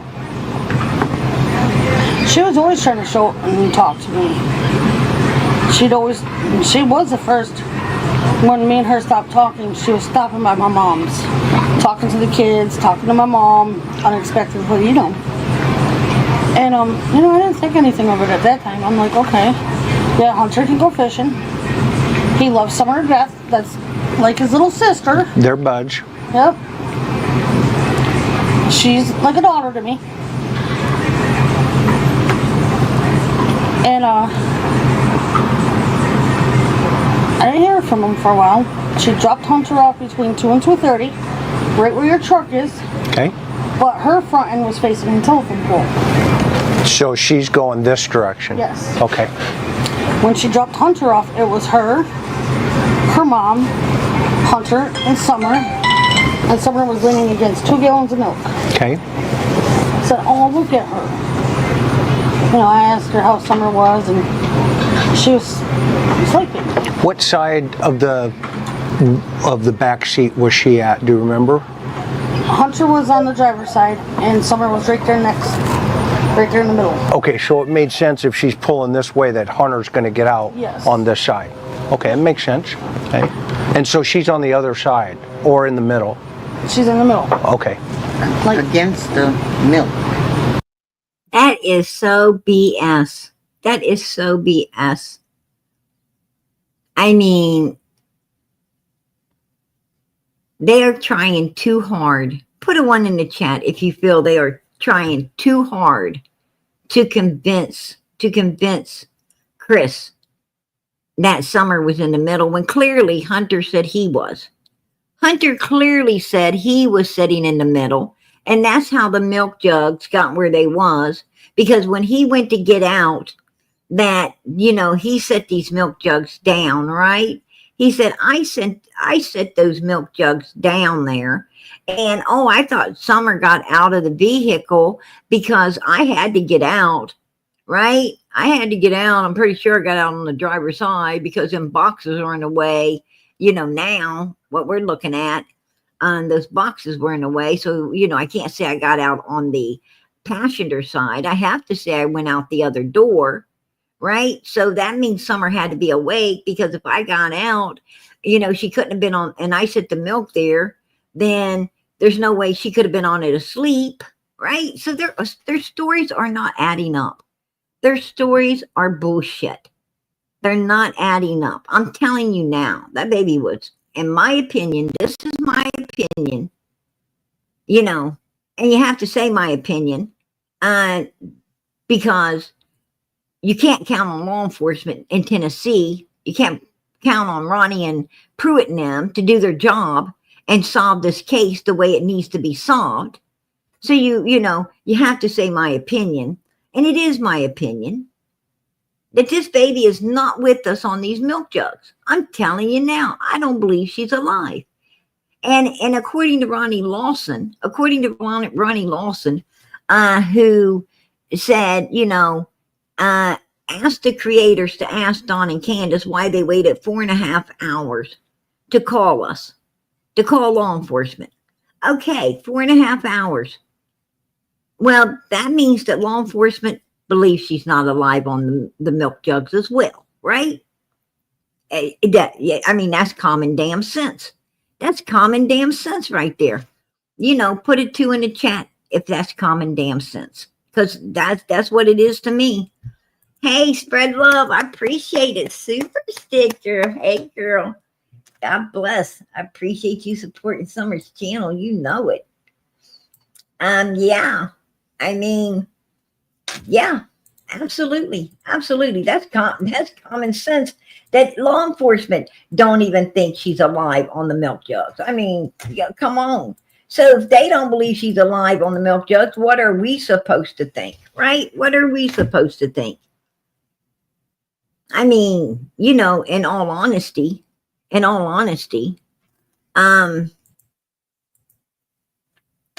I think it's pretty clear the way all these damn people are lying. Allison's lying, Leslie's lying, Hunter's lying. His daddy, right, got his tail feathers up in the air, right? He's got his old tail feathers up in the air.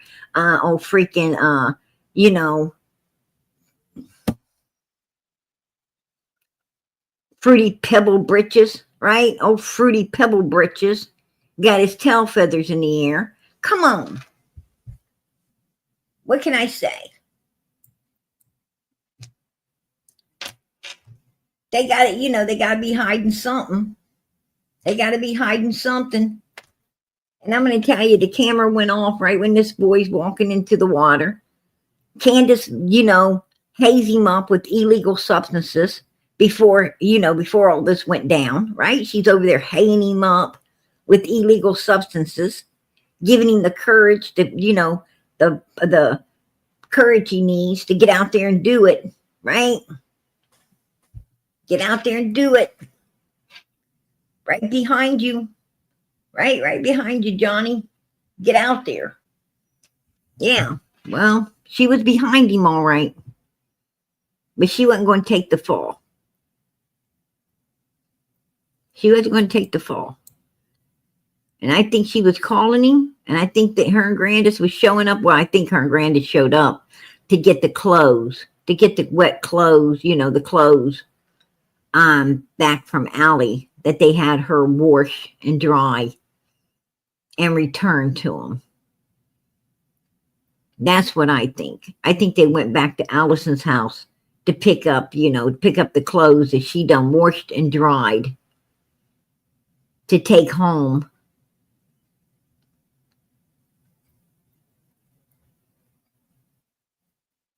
As if they got everything. And that's another thing. You know, that's another thing law enforcement should have been checking for. They should have been checking, um, for the clothing that this child had on, but really they wasn't able to do that. They really wasn't able to do that due to the fact that they really didn't have no witnesses that could remember exactly what she was wearing, because Hunter and them are all lying. So they can't, clearly get no witnesses. I would have been smarter than this. Had I been working with law enforcement in Rogersville, first thing I would have done is told them people they got to come off the hill. As soon as I showed up and saw that damn place, I just said, you guys got to leave. This is, considered a crime scene right now. You're hollering abduction, and that makes it a crime scene. So you guys got to leave. And that's out of their own mouths. Don, Candace, Grandis, they was all pushing for abduction. So I would have said, you guys are pushing for abduction, and therefore you got to come off of here. This is, out of your own mouths. This has to become a crime scene. I would have taped it off. And they would have had to go stay with friends, or you'd stay in their vehicles, or I don't give a damn what they done. They would have got through off the hill. They'd have got rolled off the hill. And that hill would have been isolated. I'd have had people going into the woods off the road. No one would have been allowed up on that hill. Everybody would have had to been checking the woods area from off the road. That's how they would have been entering. And as far as the hill went, it would have been a crime scene. And the first things that I would have done would have been, fingerprint the inside and the outside of that basement door. Those are the first things I would have did. Then I would have, brought in cadaver dogs. And no one would have been allowed to take their vehicle away. Don Wells would have had to leave his vehicle up there. All of them would have had to leave their vehicles parked on the hill. And they, once Don got home, his vehicle ain't leaving again. You park it and you walk. And I would have had cadaver dogs up there going all through that house and all through the vehicles and everything else. That, that would have been what I would have done. And then I would have went through the clean stuff. I would have took pictures of all these clothing. And then when a few days later, I would have took pictures again to see if any different clothing had showed up. Like the clothing that Candace went and picked up from Allison when she went back there. I would have checked for new clothing.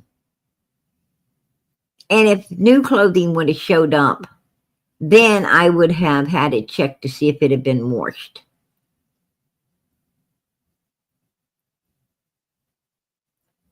Because I know nobody was washing no clothes, no clothing from June 15th, because I done put them off the hill.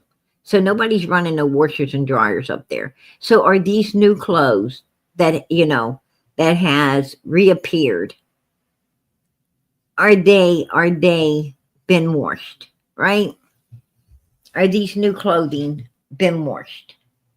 Because, you got to do your job. You close down everything. You collect all the information you can collect. Now you let the Wells back in. You let them come back up there. And if any new clothing shows back up that wasn't there before, you check it immediately to see if it's been washed. Because she ain't had time to wash nothing. They just barely got back on the damn hill.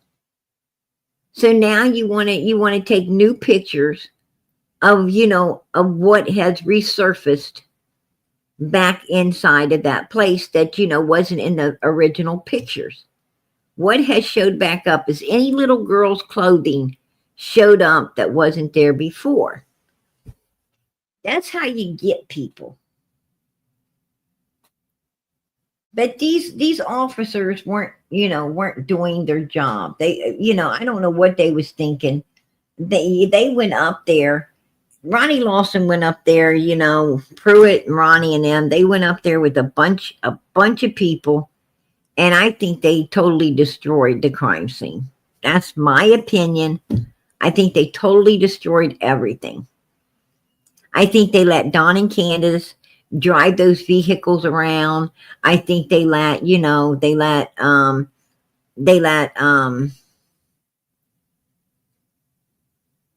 Grandis get out of there. And they let, you know, they was letting too much evidence get destroyed. Don's out there flying the vehicles up and down the road. And you got Candace, you know, was flying the vehicle around the roads. You know, you got Grandis, God knows what the hell she was doing. You had all of these people, you know, destroying all the evidence. And then you had all these extra people coming up there and they're moving around, destroying all the evidence. And it was just one hell of a mess. It was one hell of a mess. And if they would have roped it off and had people go through the woods, you know, if they thought she's lost, and had people go through the woods from off of Ben Hill Road and off of Beach Creek and comb the woods in the area, well, I mean, you could see down the side of the hill that she's nowhere on that. So basically what you do is you don't let no one on the side of that hill, because that side of that hill, you know, is basically, supposedly, according to Don, Candace, and Grandis, a crime scene. That should not, you know, had ever been, you know, touched. Because law enforcement has to look for footprints, sled marks, broken branches, broken tree, you know, to see if someone had went down through there, to see if anyone had, you know, recently went down through there. An adult. Now, I know the boys were out there running over. They were running over the side of the hill and everything, but those are children's feet print. Those is not adult feet print. So you can tell a child's footprint from an adult. And so that wouldn't have mattered. But no adult should have been, you know, that whole hill right there got messed up because they were letting all these people, you know,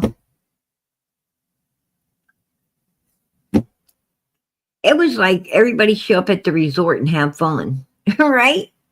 That's what they had going on. Hey, Ruby, I appreciate that. APG, hey, girl. I appreciate you supporting Summer's channel. God bless.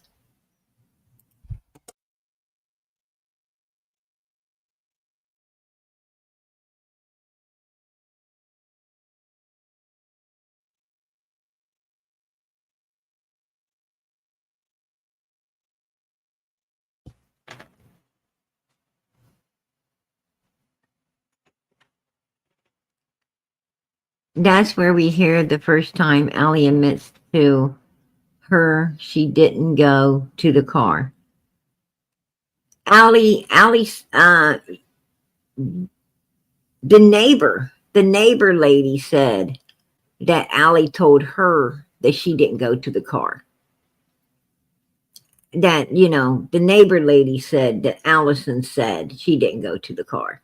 That's where Allison not going to the car came in. Was from the neighbor who came out talking. The ones that Allison supposedly that neighbor's daughter was hiding up in Allison's house while everybody was out looking for her and worried about her, and the mother was, you know, in pure panic And the whole time her daughter's hiding up in Allison's house. That don't surprise me. That don't surprise me. Right?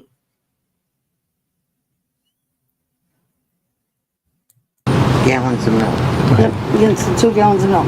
Okay. And I said, oh, look at her. I said, isn't she hot? Like, so I wish I could wake her up and, you know, give her a hug. No, you can't. When the windows were And the windows were up. What did Hunter say? Because he was sitting next to her. Hunter said she was alive. Okay. That they were watching TikTok videos. There you go again. Hunter said she's alive. Hunter said she's alive. Why would you even think? Why would you even think to say that? Why would you think this? What teenager is going to think to say, hey, they were alive? I'm not going to think of that. I mean, if someone dropped me off, they had, you know, if the child was really alive, you know, bouncing around, laughing, everything, or even fell asleep. And I get out of the vehicle and go up into my home, right? And the people pull out and they got the child with them. And then the kid comes up missing. I'm not going to be saying, I'm going to be saying, oh, wow.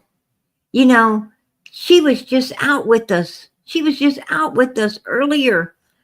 You know, we went, you know, to the amusement park, or we went, you know, swimming or whatever. You know, I spent the day with these people. I was just with these people. I mean, I can't believe, you know, the child's gone. I can't believe it disappeared. That's what I'm going to be saying. I'm not even going to think about saying it was alive. Because shit, I know it was alive, right? I already know that. Like, that isn't something I need to stress. I'm not even going to think about it. What I'm going to be thinking about is, oh my goodness, you know, if they'd have stayed with us longer, this might not have happened. You know, if they'd have done something different, this might not have happened, right? I'm going to be thinking of all kinds of things, but I'm not going to be thinking about telling people, oh, the child was alive, the child was alive. But you know what? If they, hey, Vic, I appreciate that. PG, I need prayers for a friend in chat. She is having serious tests tomorrow. Thank you. Hey, girl, we would definitely be sending up prayers. I'll make sure that I ask. I'll make sure I ask at the end of the night that everybody keeps your friend in their prayers. Absolutely. I will make sure I ask that everybody keeps your prayers or your friend in their prayers, along with all the missing and everyone else. As we go out of here tonight, I will definitely make sure that to remind everyone to please send up the prayers for your friend. And I will be sending them up too. Girlfriend, I go to church every single day, and I'll remember while I'm at church tomorrow to ask the Lord. I don't know what's wrong with your friend, but I know God does. And I'll tell him I sure am praying for him. And I hope that, you know, that the Lord, that Jesus comes in, and whatever the problem is, it is no more. Amen. So, yeah, I definitely will, sweetie.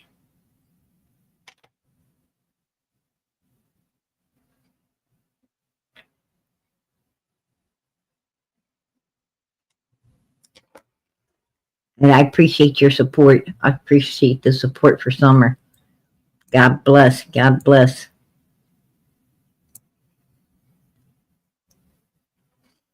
But yeah, you know, there's no reason to stress that. There's no reason to stress it.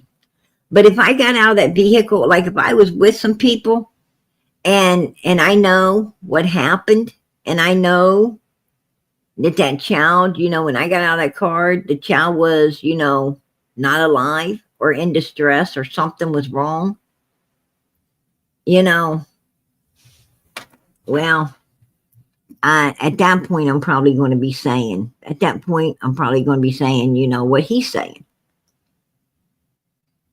It was alive. It was alive. It was alive. Because I need people to believe that. I need people to believe that because I'm scared. I'm scared. Right? I just got involved. I just went somewhere with these people, trusted these people, went somewhere with these people. And, you know, and bad stuff happened, right? Bad stuff happened. That could, you know, that can make me an accomplice or, you know, could be completely blamed on me. And I could be in prison. So, you know, of course you're going to be scared. Of course you're going to, you know, want to convince people that, you know, there was nothing wrong with this kid when you got out, right? Absolutely.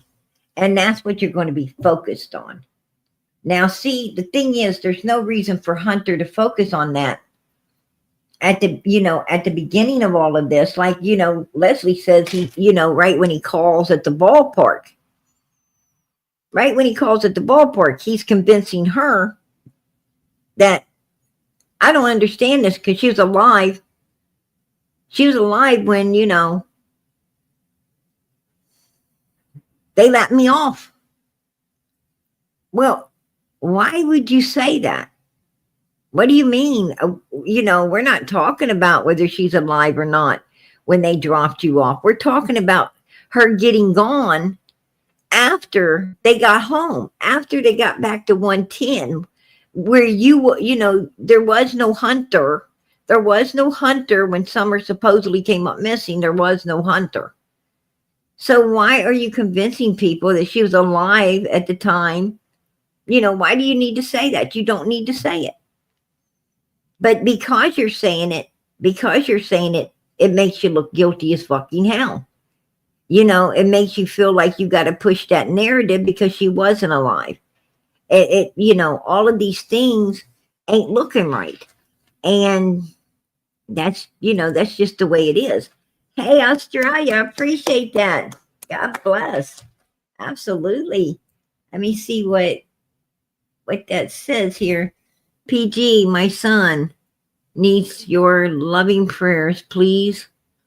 Grace, and so do I.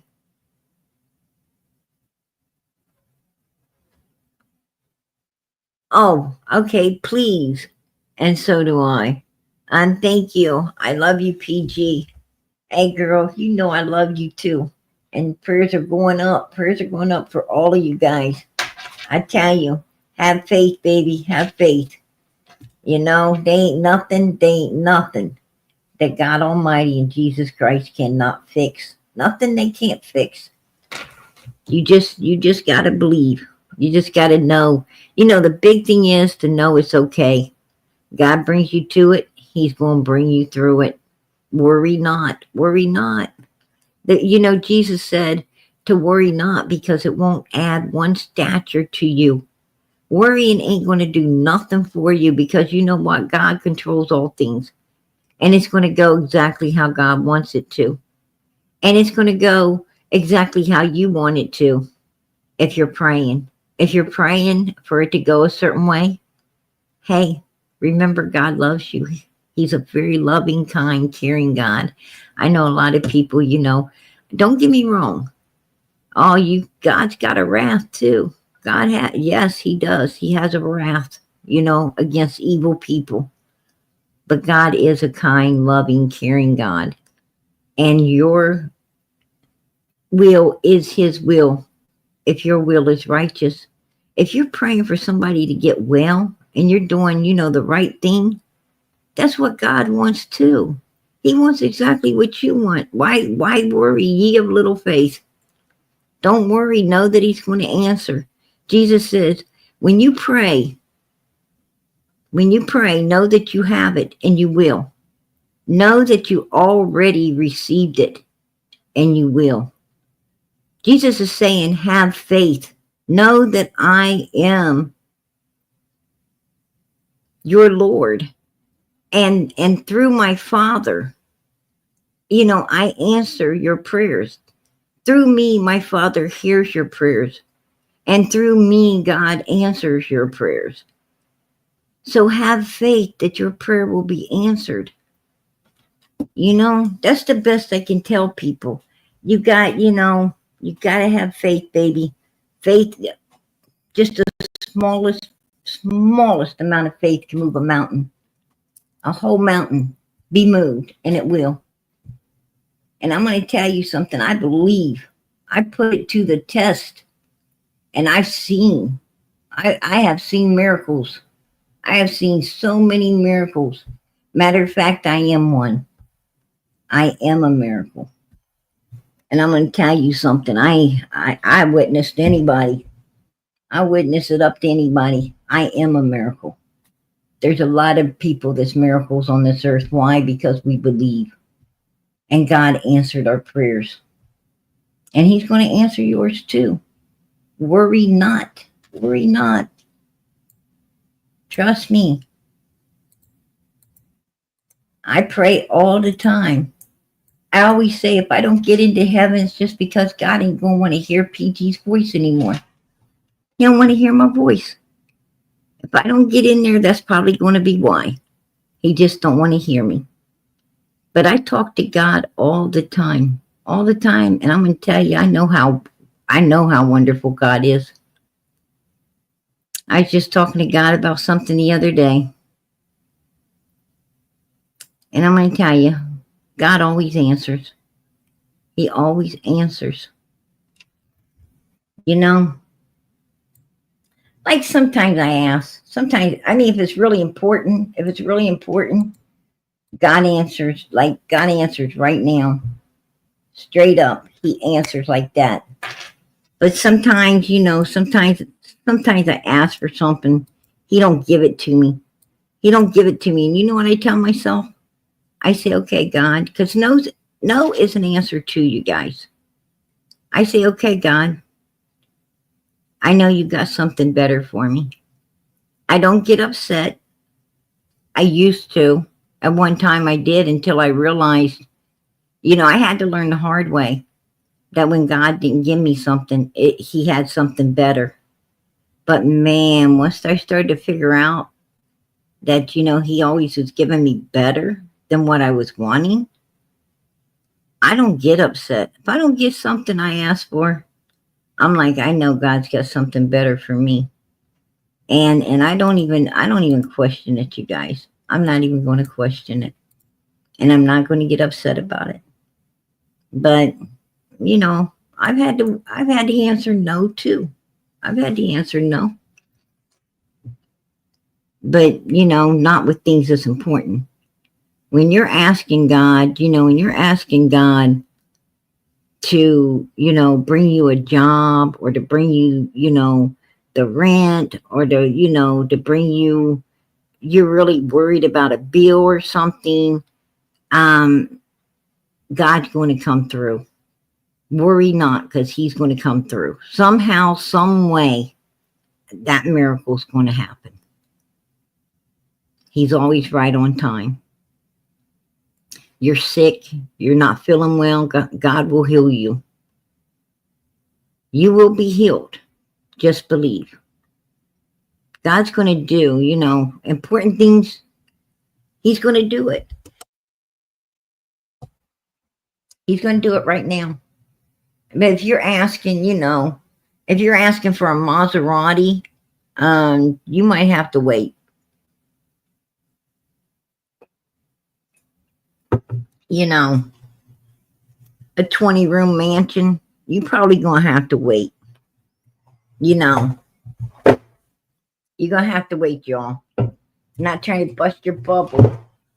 But if you're asking for stuff like that, you're probably going to have to wait.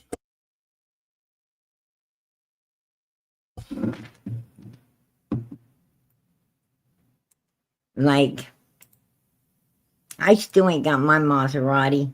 And I really didn't want to, I'm like, I'd be like, Lord, won't you buy me a Mercedes Benz and let me drive it again and again. Right? Well, He give me a Mercedes Benz. That's true. That's true. Right. He give PG a Mercedes Benz. That's true. I say, Lord, won't you buy me a color TV? Yep. I got color TV. Right? I tell you, God's good, man. God's good. Just saying.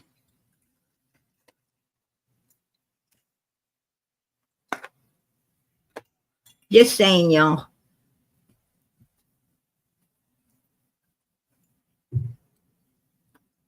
I'm going to tell you, you need to sing and dance like David. You need to sing. You need to sing like nobody's listening, and you need to dance like nobody's looking. You got to be dancing for the Lord every day. He'd be answering your prayers up. He'd be answering your prayers up. I'd be the first one to tell you, man, I love God. I love God with everything I got. And I pray all the time that he loves me. That's the truth. The only thing I fear is God.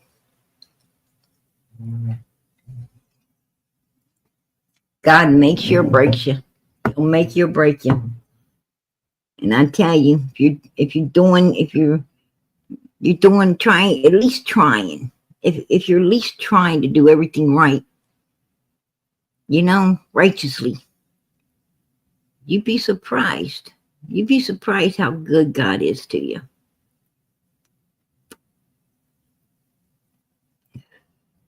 I get my sticker, Mama PG.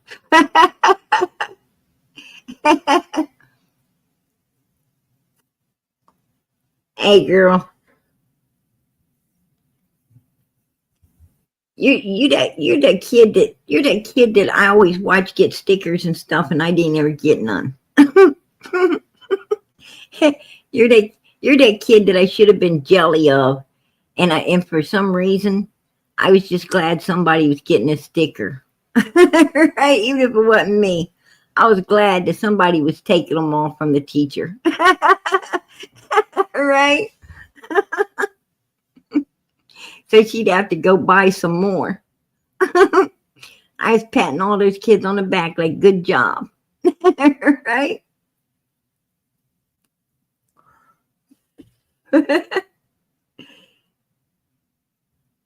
Oh, interesting. Wait a minute, when they went into the store, Yep, because Hunter has the timeline of where they went and what they did. And they had stopped at the store before they dropped Hunter off. That's where the 2 gallons of milk came from. Okay. And the groceries.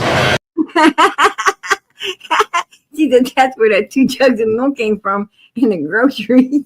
I know this ain't no laughing matter, you guys, but you gotta admit, that was some funny stuff. She was talking like, she wanted them. Right? It's like, I needed that milk. Okay.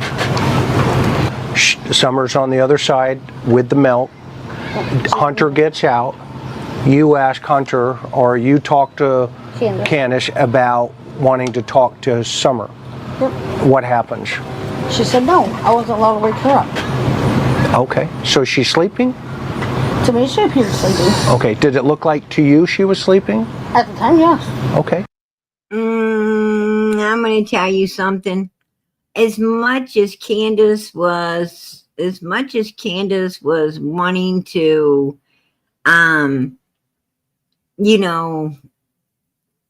get that old flame with Allison going again.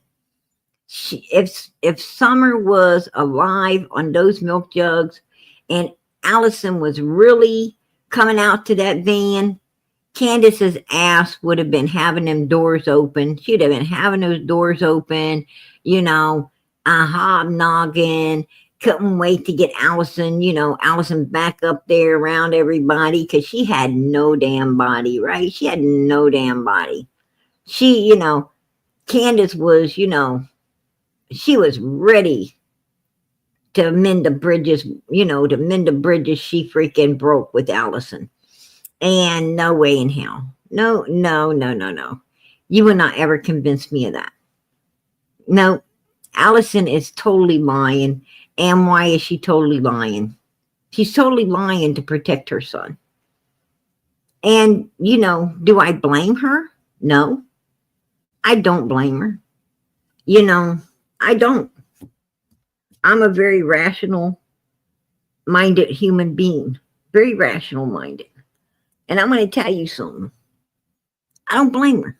I don't blame any mother for protecting her child after two old women took him somewhere and possibly had him do something so damn sinister as to unlive a 5-year-old innocent little child.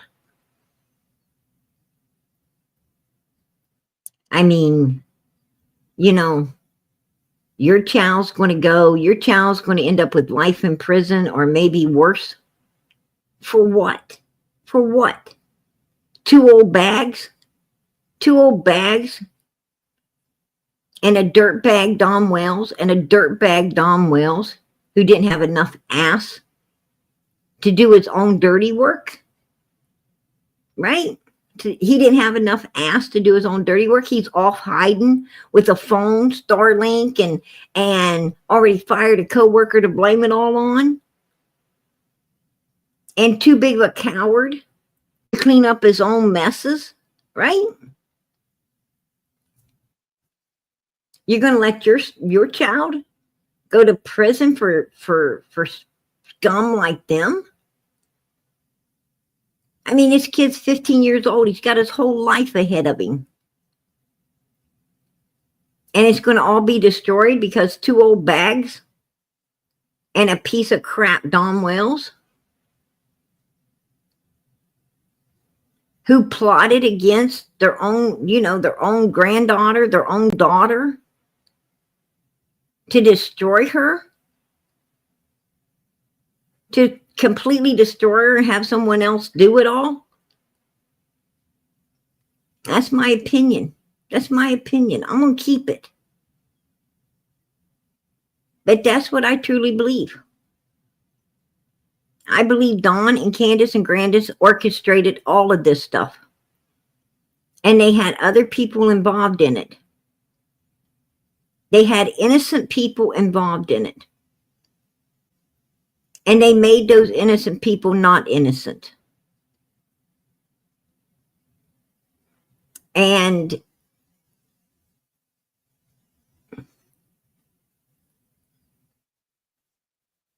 Allison being a mother, I understand her. I understand her. I know where she's coming from. See, what you don't understand is whether a kid really loves you or not, you love your kid. You love your child. You're going to always love your child, no matter what. No matter how bad your child messes up, you're going to love it. There's nothing that can stop. You guys have had a lot of exes. You had a lot of, you've had guys that, or women that an ex that, you broke up with. You called it quits. But you know what? If you really, really once loved them, you still love them.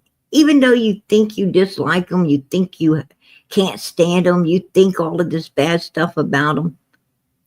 Well, if you go deep enough, if you dig deep enough inside yourself, you'll understand that you still care. And how you understand that? Well, they wouldn't even be a thought to your damn mind if you didn't care.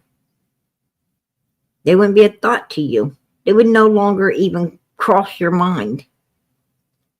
But they do. And the reason they do is because you did love them. Love is something you can't turn off and on like a switch. Once you love somebody, you love them, especially your children, especially your kids. I'm going to tell you, parents have a way of seeing no wrong in their children. That's why they say, you know, if it wasn't for those bad kids you're socializing with, you wouldn't be a bad kid. If it wasn't for, it's always the teacher's fault and not the kid. It's always the kids they're hanging with and not your kid. It's always, and you're always making excuses.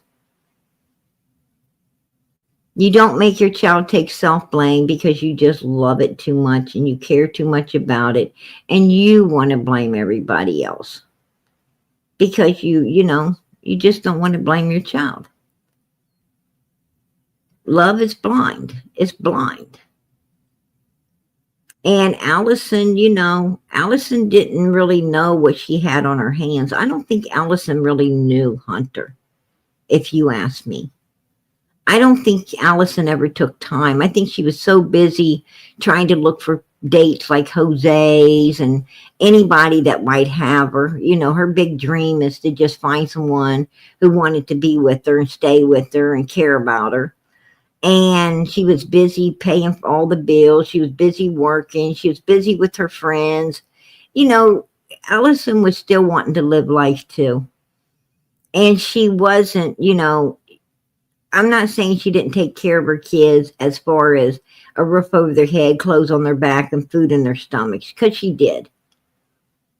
But Allison did not know her children. She didn't take the time to really know what she had under her roof. She didn't know how evil her kids really were. That's my opinion.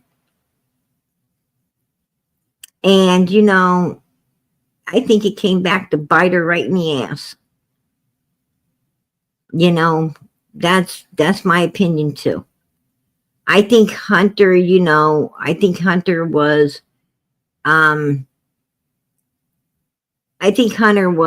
groomed and conditioned by Dawn and Candace Wells a little bit too long. I think they introduced him to a lot of things he shouldn't have been introduced to. I think he got with other people who influenced him really in a bad way as well. And I don't think, Mommy was taking it serious. I don't think Mommy was understanding how out of control her child was. And I don't think she was doing anything to, nip it in the ass, if you ask me. She was too busy, covering Hunter's backside that, she wasn't realizing that she was doing more harm than good. And that's just my opinion. What I'm saying is Leslie fell. Leslie supposedly was sick, fell, hit her head, went into a coma, passed away. And Hunter happened to be around her at the time all of this happened. Also, there happened to be some turmoil going on at the time, some bullshit going on. Supposedly, Leslie, I guess, Allison and the girlfriend's mom and Leslie and them were all into it. And from what I understand, Leslie went to Allison and told Allison, if you don't go to law enforcement, I'm going to. And the next thing you know, Leslie's passed away. Right? And then Hunter no longer has Leslie to stay with. He ends up going back to Mommy. And he goes back to Mommy and, he robs Mommy. He gets in fights with Mommy's boyfriend, remember? He gets in fights with Mommy's boyfriend. He starts, acting out. What am I supposed to do? Just live with this shit. He starts acting all out and weird. And then supposedly, he robs his own mother for monies, all of her rent monies to get tattoos. And it sounds like Allison probably was like, I should have turned you into the law. I may still end up turning you into the law. And like Leslie, Allison, hits her head, goes into a coma, and she passes away. We got 2 women who die exactly the same way. And the common denominator in both of these women happened to be who? Hunter. Just saying. Just saying. Now, I'm not saying, Hunter did anything. I'm saying, in my opinion, this is mother freaking suspicious. It should have been looked into. It should have been looked into. When 2 women pass away exactly alike, that shit should have been looked into. And it's not too late. They could take, because they have coroner's reports. When you go through a coroner, there's reports made. The hospital makes reports. The coroners make reports. And, and law enforcement really needs to go to the hospital and get Allison's records, get Leslie's records. They need to go to the coroner and get the records on both women. And then they need to sit that ass down. And they need to look over and see, the similarities in all of this. And they need to put 2 and 2 together to make some 4s, right? That's what I think. Put a 1 in the chat if you agree with me. Because they don't have to have the bodies. They just have to have the damn reports. Doctors write down everything. A lot of cases has been solved by people going back and getting reports, right?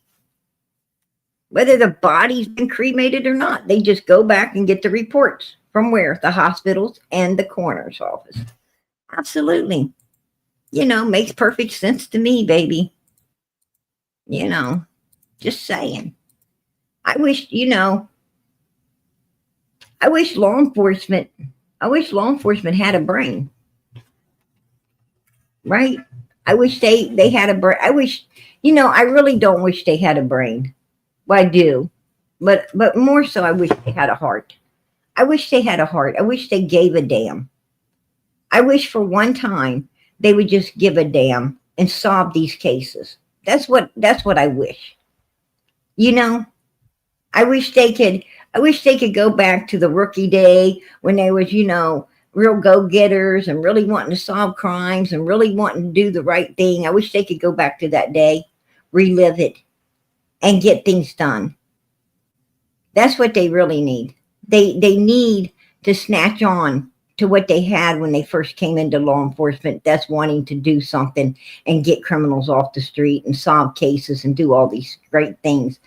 They really need to get that initiative again. And, if they did, with all the education they now have behind their asses, I think they could be a reckoning force that could really do, some real good in the world. That's what I think.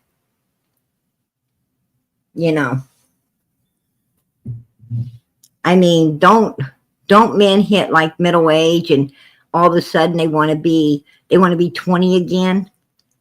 Well, why doesn't law enforcement hit an age where they want to go back and be a rookie again and really get some shit solved?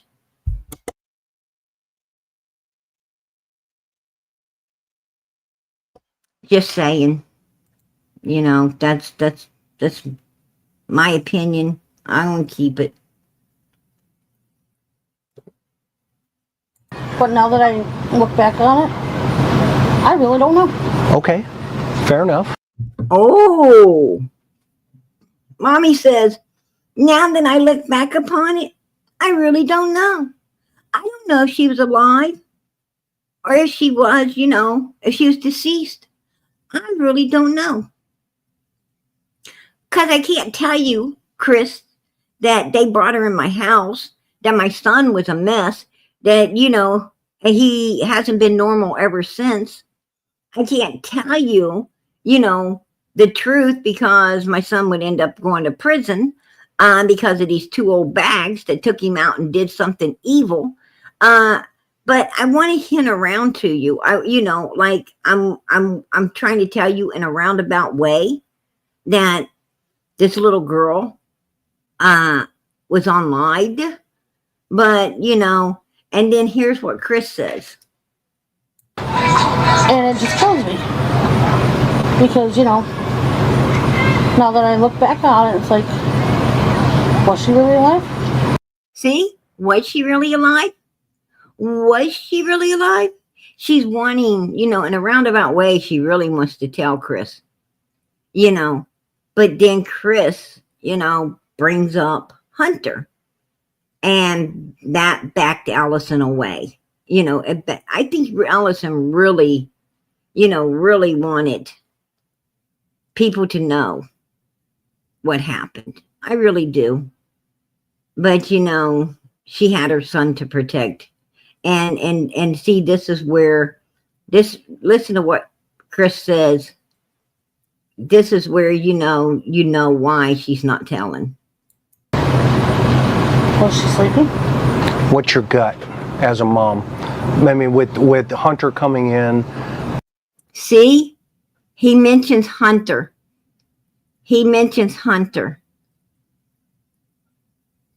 And when he did that, Allison's like, that's my son. He said, what's your gut feel? You being a mom. Well, that reminded her that she needs to protect her boy. So watch how fast she gives it up that, to protect her boy. This is how quick she's going to give it up to protect her boy, because he just reminded her, you're a mom, that's your boy. And saying, Mom, we were watching TikTok videos. I mean, for her to hurt her between the TikTok video stop and home here with Hunter in the car, that would have been kind of crazy, right? Yeah, I believe she was alive here. Okay. On a scale of 1 to... But she said that, she thought she wasn't alive on the milk jugs, and that was at her house, right? I feel like I'm in the Twilight Zone, baby, because I know what I heard. Put a 1 in the chat if you guys heard her say that she was thinking, was she alive on those, was she alive on the milk jugs? And, and then she says, because how's she going to pass away? She's right there at your place, man. You said she was right there on the milk jugs, and you felt she was sleeping, but now you don't know. You're saying, oh, she might not be alive. And that was at your place. That was at your house. And then as soon as he mentions your boy, that you're a mom, and he mentions your boy, oh no, she was alive here. She was alive when my son got out, right? And you just said that you thought maybe she wasn't. I mean, wow. Right? Make that make sense. I mean, she was all unalived and stuff until, Allison thought about, Allison heard you're a mom, your boy Hunter, he's the one in the back. Who else could have hurt her, between here and home? Like, he's the only one back there. Oh no, she's alive down. No, I think she got dressed inside Allison's house. That's what I think. And I think makeup got put on her face, because it sure does look like it. Looks like somebody's trying to cover up that bruising, if you ask me. And it sure looks like lipstick on her mouth, too. Matter of fact, looks like some of it smeared below her bottom lip. On the right side right there, by the milk jug. So, that's my opinion. I'll keep it. But that's sure to hell what it looks like. And, and her nails look blue. It looks like her fingernails are already turning blue. I mean, they put her in her favoriteest outfit, her school outfit. Yeah. 10 being the highest. Where would you put her being alive? 10. And oh, she's going to put her at a 10 now. She going to put her at a 10. where would Hunter put her? Out of 10. Okay. Because he sat here and he said where exactly what they were doing. She was giggling, watching TikToks and everything. And he said she fell asleep because she was tired. He said she fell asleep because she was tired. Hunter said, I thought she got out of the car. Did she get out of the car? I don't know. I don't remember. I don't even know how I got out of the car. Right? Oh my goodness. Oh my goodness.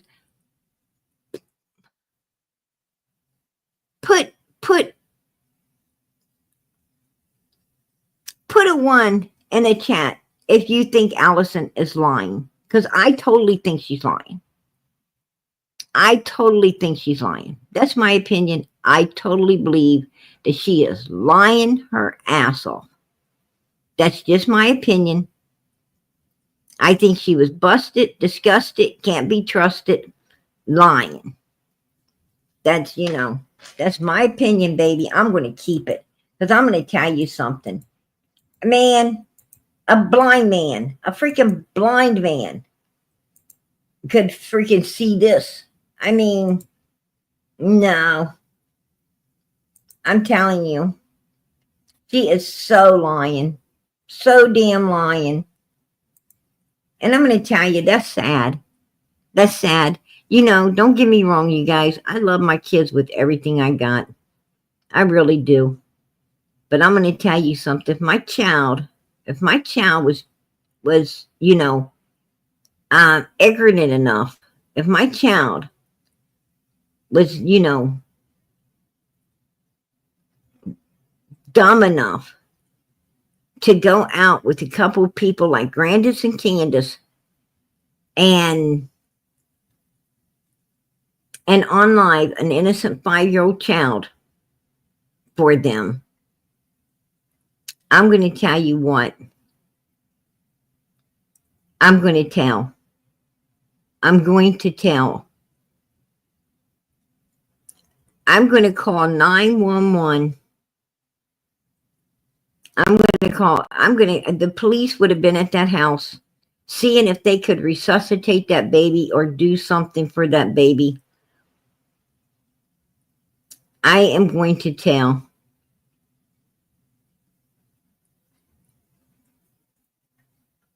I am not going along with no shit like that. And you know what? I'm not want to keep a child under my roof that is capable of doing something like that. If I feel my child is capable of, I feel if my child is capable of unliving an innocent 5-year-old child, then they'd have no problem unliving, maybe their brothers or sisters, my ass or somebody else. And I'm not keeping that kind of danger under my roof. I think my child needs to go exactly where evil people go, and that's to prison. Should have been smarter. Should have been smarter. But I can't condone that shit. I just can't. And I don't know why Allison would. And to be honest with you, I think I think her lying and her conniving and her doing all of this stuff may have cost Leslie and herself their lives as well. That's just my opinion.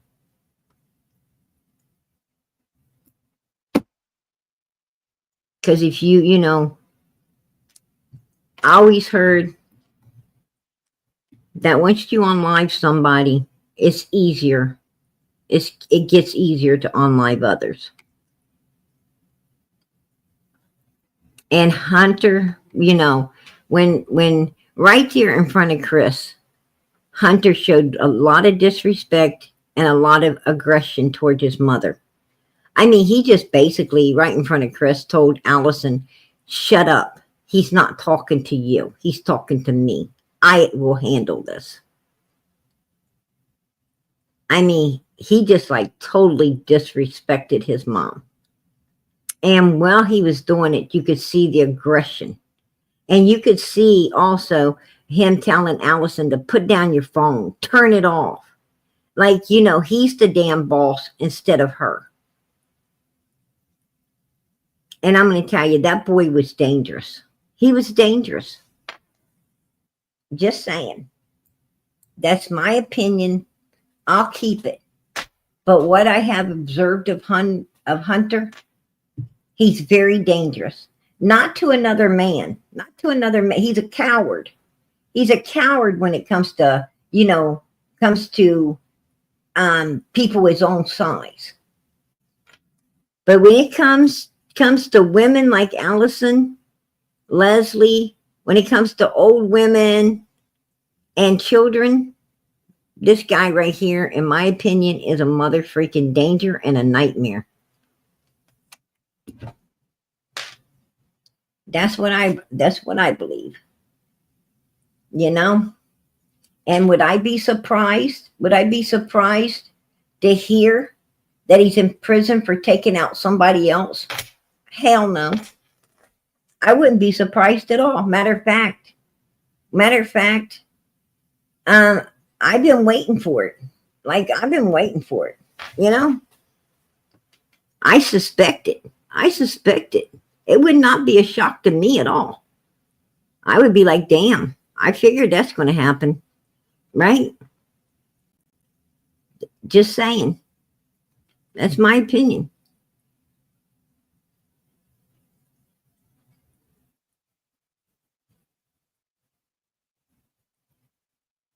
Oh, Hunter's friends? Trust me, I've done got sight of some of his friends. I've done got sight of some of Hunter's friends. I've done got sight of trust me, you'd be surprised what PG's seen. And that was right before they pulled up. So. And then what happened? They left her around 2:30. How long were they here? Well, 5-10 minutes. Did she get out of the truck? 5 or 10 minutes. They were here like 5-10 minutes. They's up inside her house. More than 5-10 minutes. They's up in there about 30 minutes, right, Candace? About 30 minutes. Because that's how long it's going to take for you guys to do everything you did and stage that kid up on those milk jugs with the boxes and all the shit. You know, in the middle of worrying if anybody's going to see you carry her in, see her carry her out, stacking those boxes up. You guys were moving ass, but it still took some time, right? Absolutely. Stayed in the truck? They had to go right away. They wouldn't. Oh, listen to Grandbun. They had to go right away. Grandbun wasn't even there. She's protecting her grandboy too, right? I'm going to tell you, if Summer would have passed away, when True said that they, you know, when Summer was 3 years old, True said they brought Summer to their house. This is what True said that they brought Summer to our house, and Summer was ODing, got into something. And nobody wanted to call law enforcement. They just made that poor baby crying and scared, ride it out, right? Now I'm going to tell you what. If she wouldn't have wrote it out, if Summer wouldn't have wrote it out, and you know, and this would have happened then, we'd been dealing with the same scenario that we're dealing with right now. We'd be dealing with the same damn scenario. They would have covered it up then too. They'd have covered it all up then as well. That's my opinion. These people, man, they evil. They're evil. It's like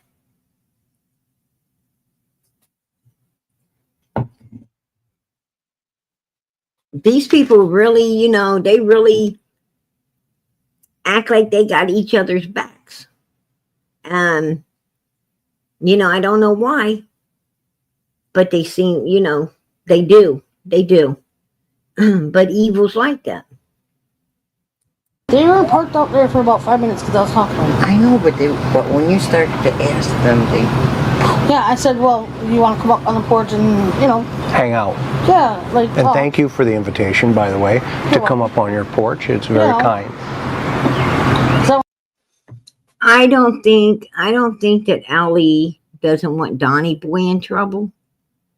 I don't think Ali wants some videotapes floating around that's going to get other people in trouble.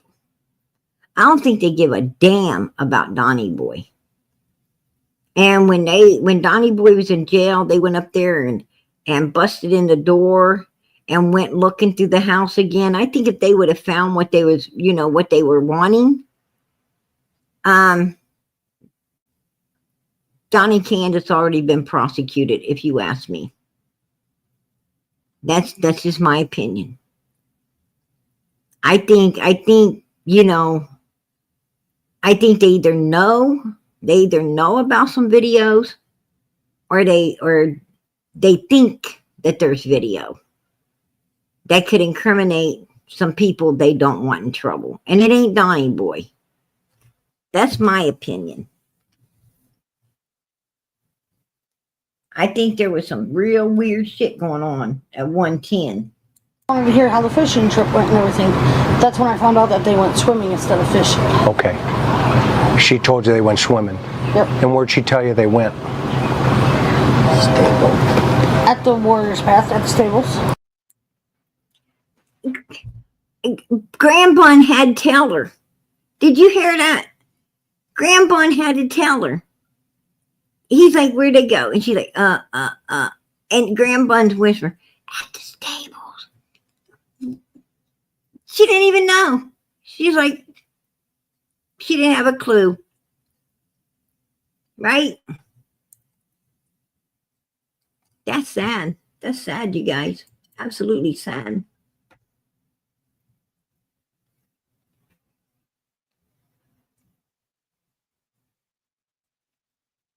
And listen, does Allison lie? How can we solidly prove that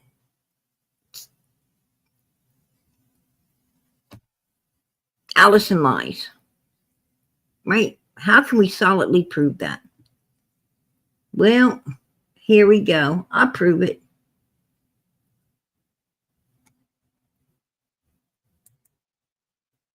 There's so many rumors going about the shave head. There was rumors it was lice. There was rumors that she wanted to be a tomboy. Do you know why the heads are shaved in summers? Yes. Little Summer wanted her hair shaved because Candace shaved her head. Two of the boys had their heads shaved at the time. My son had his head shaved at the time. At first, it was just a thing, shaving people's heads. Like my daughter shaved the back of her head underneath. And then, there was a license to it. And we got sick of dealing with it, so she shaved her boys' heads. And then next thing you know, Summer, being a typical little girl, she decided to get a hold of some scissors. And next thing I know, she had her head shaved. What a lie. What a lie. She said that her son had his head shaved. Two of the boys had their head shaved, right? She said that they all had their head shaved. All of them had their head shaved. And Summer, being the typical child, got scissors wanting hers done like that too. I know. Absolutely not. Absolutely not. Right there's her boy. Right there is her boy sitting on the porch talking to Chris, and there's her and Grandbun is. Look at her boy's head. Does it look like it's shaved to you? Does it look like it's shaved to you? No.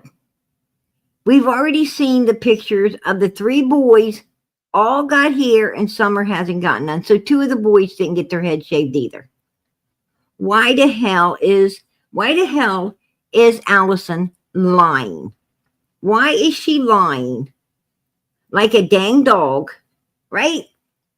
Like a freaking hound dog on the front porch. Why is she lying?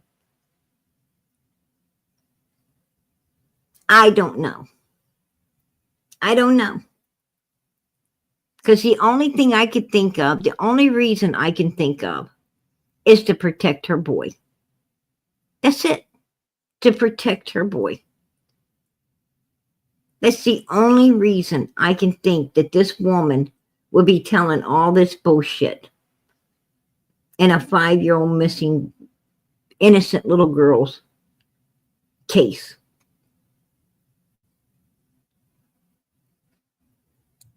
Pulls up that morning. Had to have been like around 11, right? Okay. Or 10 or... No, just from your memory. Right there. Right there. Look at his hair. Does her boy look like his hair's cut? Right there he is. Summers, bald as a cue. There's her boy. There's her boy. No haircut, baby. No haircut. But look at Summer. Look at what they did to Summer.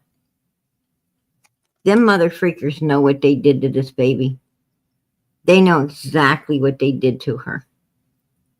They were covering their asses. They cut this baby's, all her hair off, covering their asses. They knew they were going to end up destroying her. I truly believe what Jody Sue said. They were sedating Summer so she could be touched. They cut all of her hair off, trying to get rid of all of that.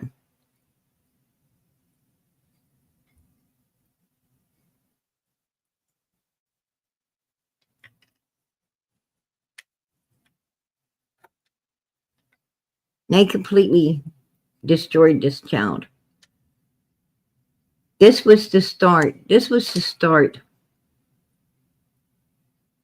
of them. This was right here was the start of them plotting and planning on how to get rid of her, because in my opinion, she was sick. Something happened that they could not fix unless they went to prison. What I'm saying is something was wrong with Summer. She needed to go to a hospital. And if they took her, they knew they'd be going to prison. So they had no choice but to get rid of her. And I believe that they was covering their asses every possible way they could.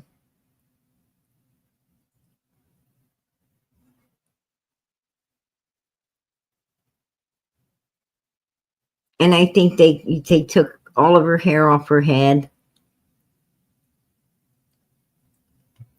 Because when you got long hair and pieces of it's found in the vehicle or hairbrush, or it can be tested. It can be tested. They didn't want none of that left behind when she was gone. We all know how forensic works.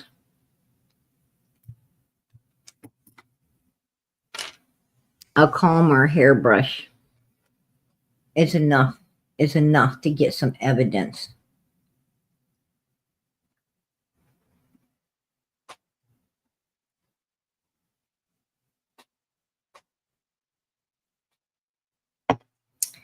They wanted to make sure that there was going to be none to get.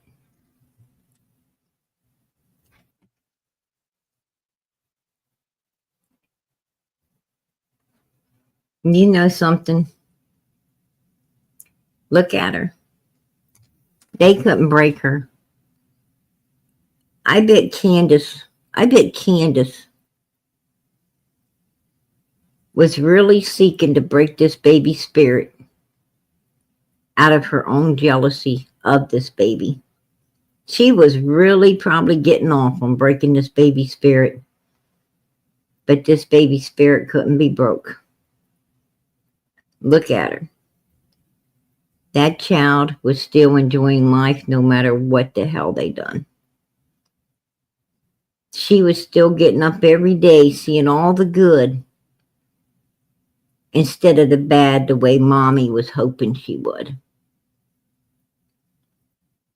And I bet that really kicked Candace in the backside, right? I bet she's still stewing in it. That she couldn't break this little girl no matter what. This little girl has so much light and love and kindness and caring in her. Nothing, not even the pure evilness that was surrounding her could put that out.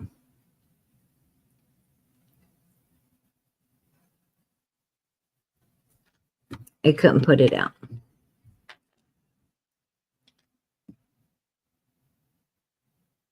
That was one amazing little girl right there.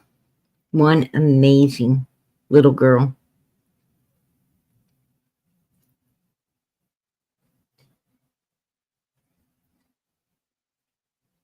And they definitely destroyed an innocent child. An innocent little 5-year-old child that had no choice. No choice.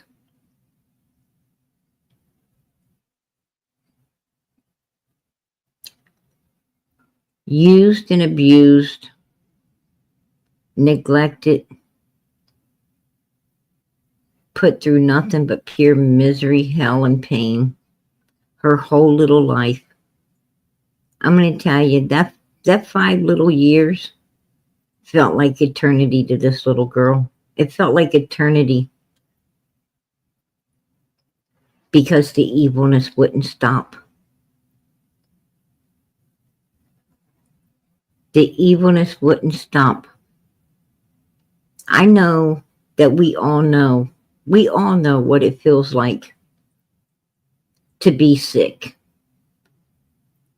We all know what it feels like. If you're just sick for a few days, I'm not talking about, little sniffles or cold. I'm talking about really mother freaking sick, like, sick, as in bed, feeling like hell, don't even want to get up for 3, 4, 5 days. I think we've all had a bolt of something, the flu or whatever, that's had us down. And those few days felt like eternity.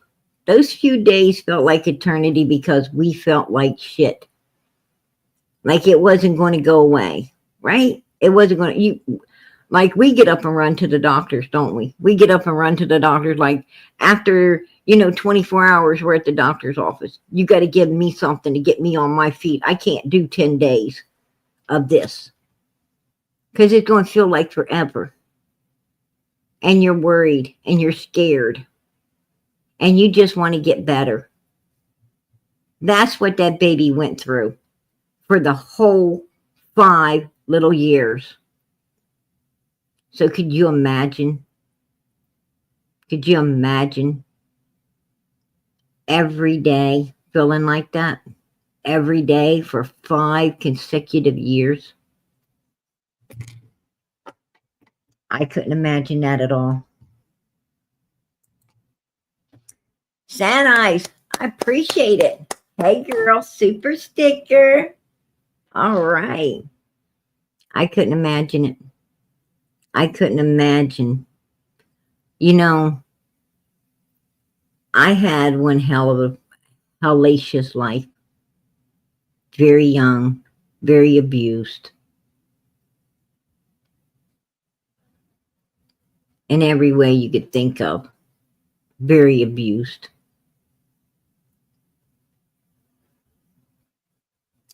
But I'm going to tell you what. I think Summer had it a lot worse. I think she had it a lot worse.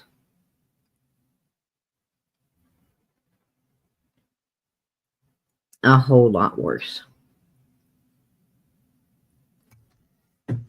Because, see, there's a difference. There's a difference and having, you know, one or two perverts trying to, you know, have at you. There's a big difference in having people sedate you up so many people can have at you.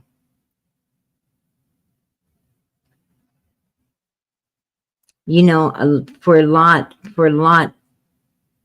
you know, a lot of people get violated as a child, right? A lot of people get violated as a child by, you know, maybe an uncle, right? Or a friend of the family. Sometimes just, you know, the kid's own parent. But it's usually like, you know, like one person or, you know, throughout your childhood, it's one, or maybe you will meet, you know, some other perv like that somewhere, you know, along the way. But just imagine being in a household where these people are so sick that they're sedating you up to be touched by many people. Like they're letting, you know, letting all these different people have at you.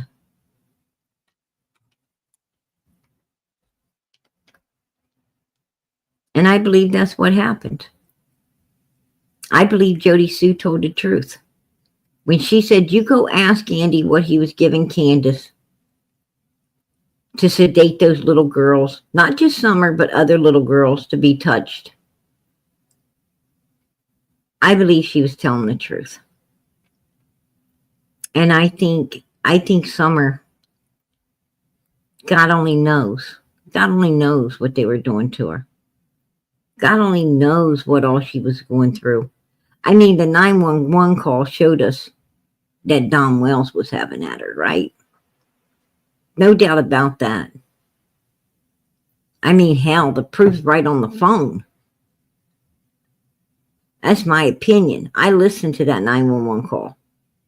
And I'm telling you, it sure sounded to me like, you know, like he was having at this little girl in the shower. And Jose was wanting her out.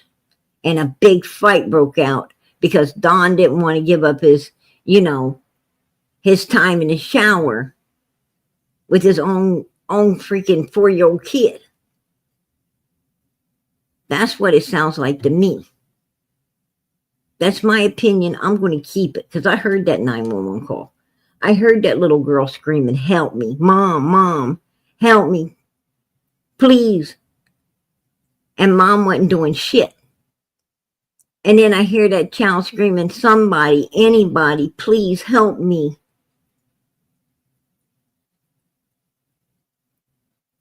And nobody still done nothing. Nobody still did nothing. They didn't listen. But that whole 911 call was about Don Wells having at Summer. That's what it was about. Candace is on the phone, not hollering he's after me. She's on the phone hollering he's after my daughter. He's after my little girl. He's after my 4-year-old child that is screaming. And I got this guy in here trying to hold him off.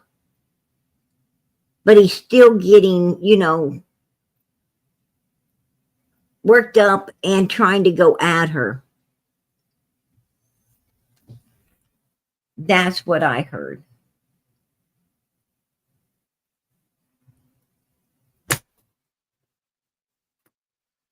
And I think that's what you heard too. And you know it.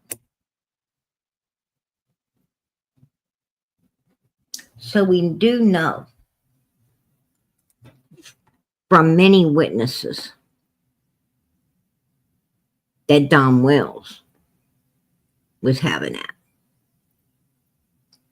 We got True saying he was having that. We have Jody Sue having that. We have Marlena Crawford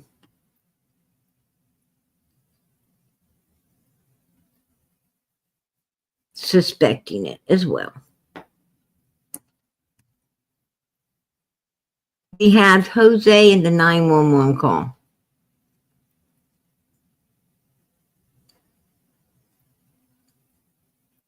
And I bet we'd have a hell of a lot more if they just come forward.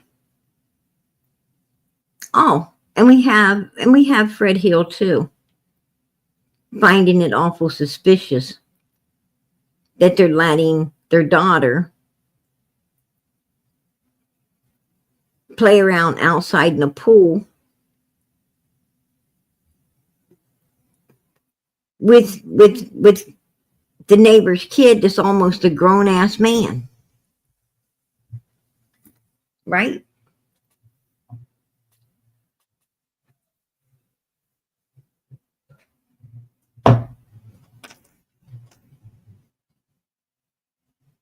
So, with that being said, we got many witnesses.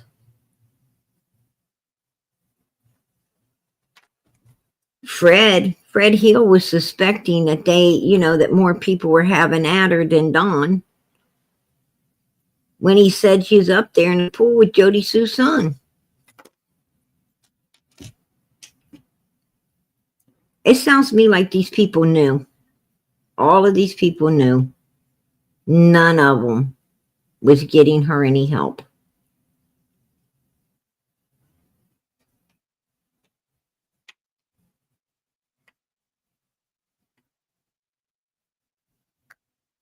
And something happened where that little girl just couldn't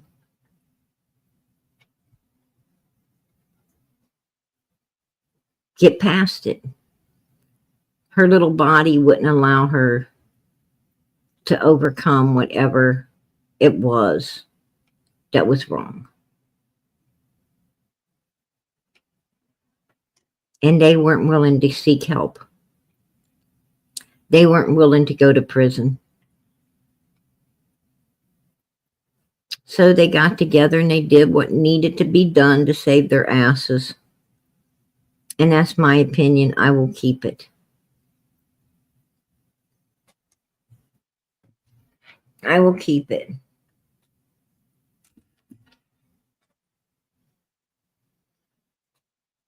But you heard Allison. You heard Allison lie. You heard Leslie lie. You heard all these people lie. You heard Graham Bunn lie. This was a big pack of liars. And who paid the price?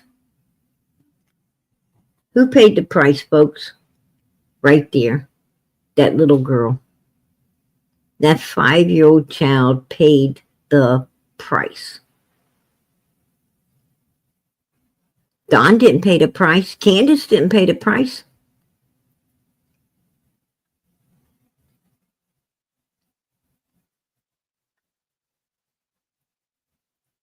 Hunter didn't pay the price, and neither did Allison. None of them people paid the price. They went right on living their lives. Matter of fact, what did Hunter say? He got the life to live. Well, didn't Summer have one too? Didn't Summer have a life to live? I'm going to tell you the problem with these people is they don't give a damn about anyone else's life. They're too busy only giving a shit about their own. They ain't too big of a coward. They ain't too big of a coward to take or watch other people get their lives took.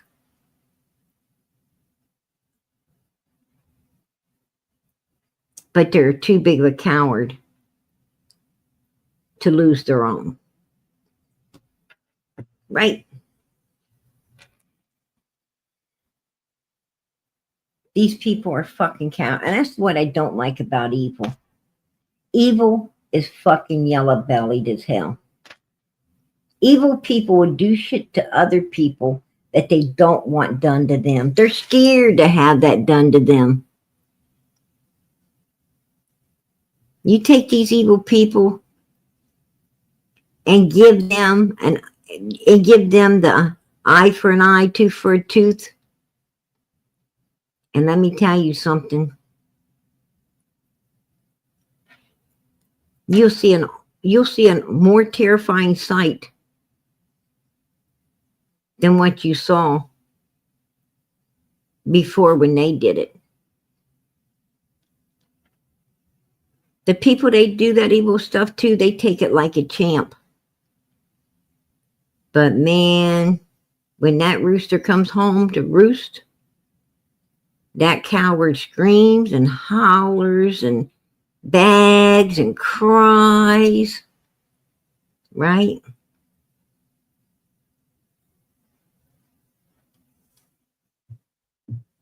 They don't take it like a champ.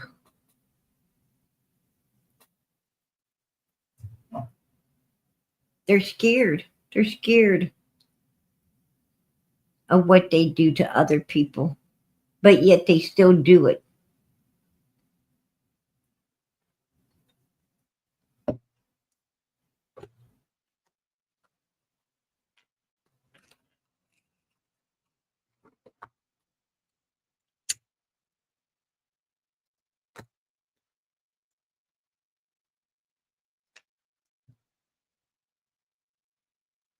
You know, I always heard that what you live by, well, you're on live by, right? That's what I've always heard. Put a one in the chat if you've ever heard that.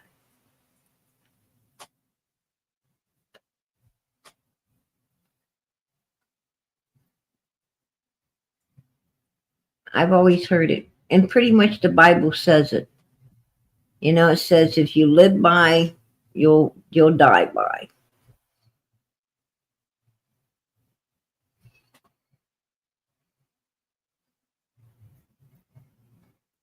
You know, I don't know. I didn't hang around Allison a whole lot. I didn't hang around her a whole lot. I didn't hang around with that Leslie lady a whole lot. But I'm going to tell you, I got a feeling that they probably, went along with a lot of sinister stuff, right? A lot of sinister stuff. Like a lot of evil shit. Kind of looks like evil got them, right? Just saying. That's my opinion. That's my opinion. Just saying. I mean, you go along with evil, what do you expect? Right? Man, I tell you now, if they do it with you, they'll do it to you. Right?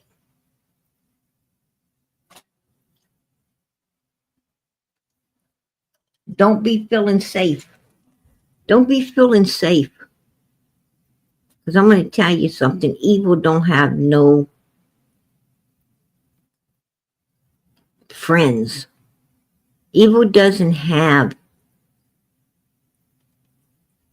no integrity. It has no morals.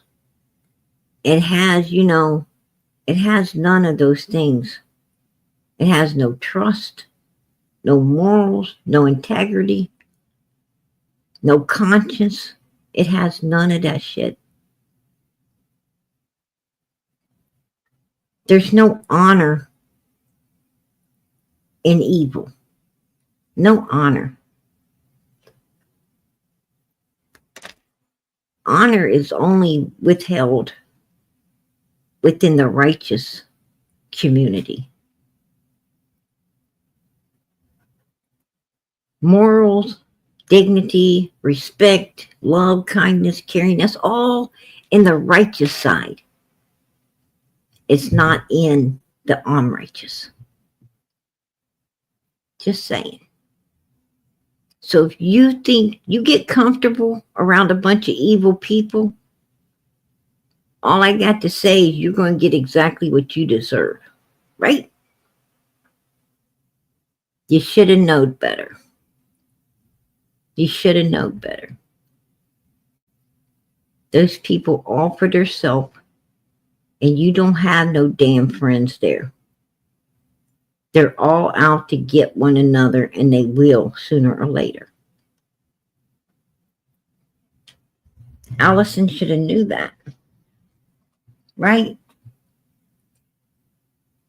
She should have known that. The way she double-crossed other people.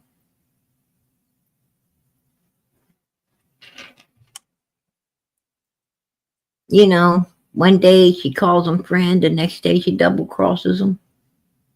Because that's how evil people do. They double-cross each other. She wasn't no different. I heard her talking on Andrew's channel. I couldn't believe it was the same Allison I talked to. Very filthy, very evil talk. Like super bad. I was like, whoa. I didn't really know her. But I got to know her by observation on her own ex-old man's channel.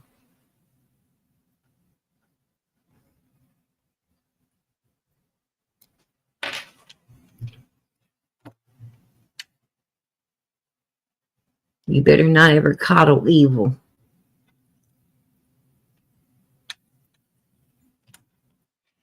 That's all I got to say.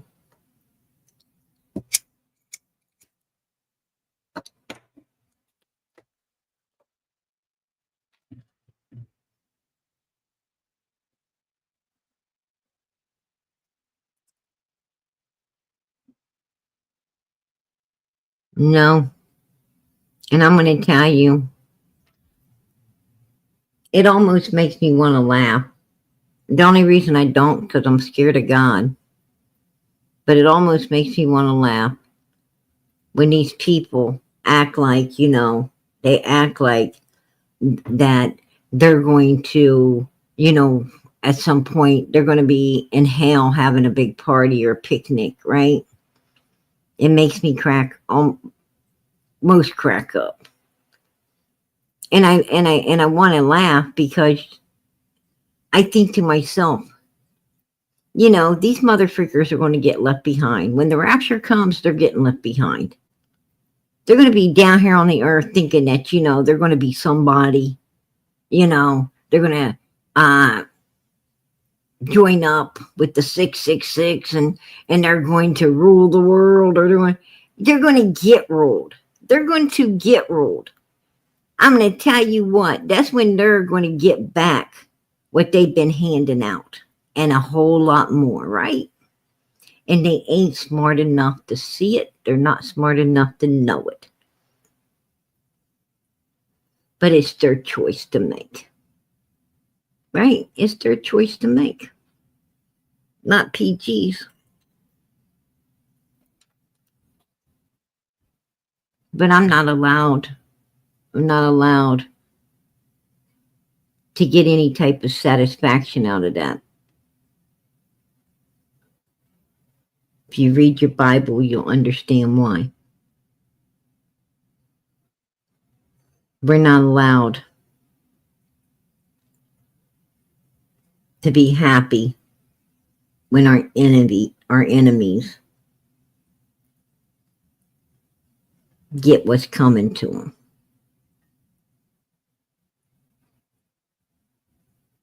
You're not supposed to relish in that.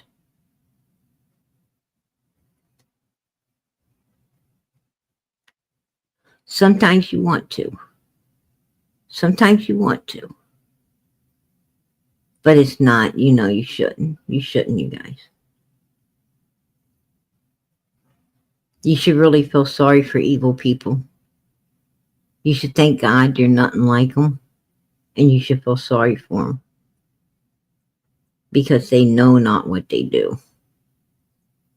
They know not what's to come for them. They have no idea. And I do feel sorry for them. That's the truth. I feel sorry for them.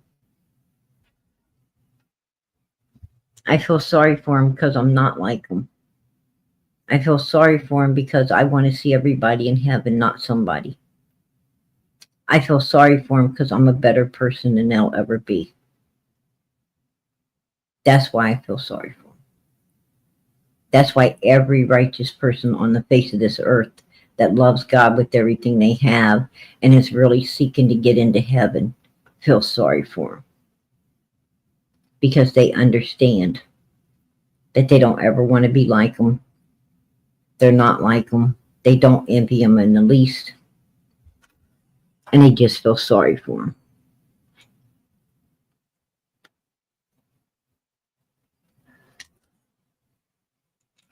And that's the truth.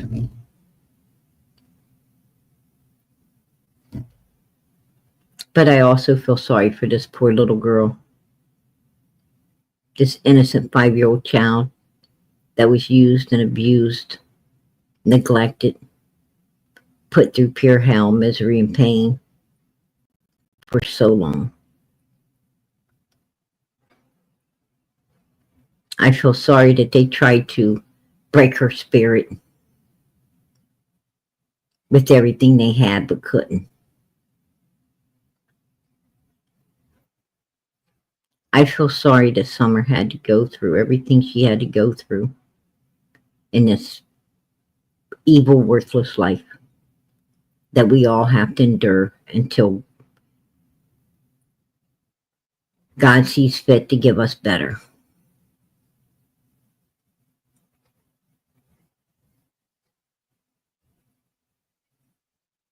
I feel sorry for all of us that we have to be down here with people like that can do such horrible things.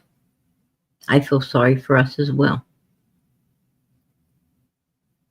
That we have to be surrounded by evilness like this. Constantly having to be on guard and ready to protect ourselves at every turn because this exists upon our world. I feel sorry for us.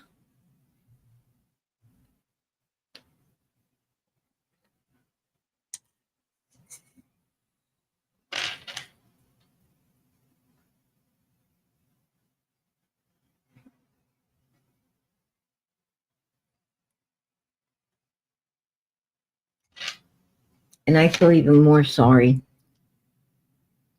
that these sorry mother freakers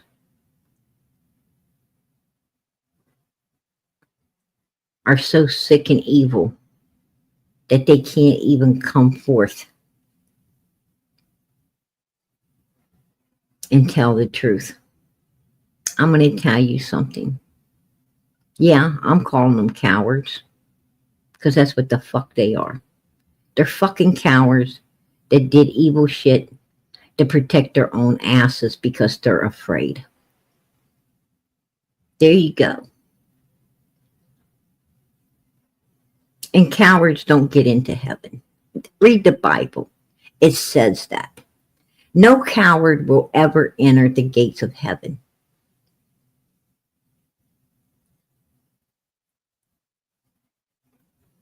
And if you done something as sinister as this to a 5-year-old little girl to protect your ass, you're a fucking coward. Put a 1 in the chat if you agree with me. That's what you are. So you know what? I don't know how any of them could show their face. None of these people, none of these suspects surrounding this little girl's case, none of them Not a damn one can say they ain't a coward, because they are.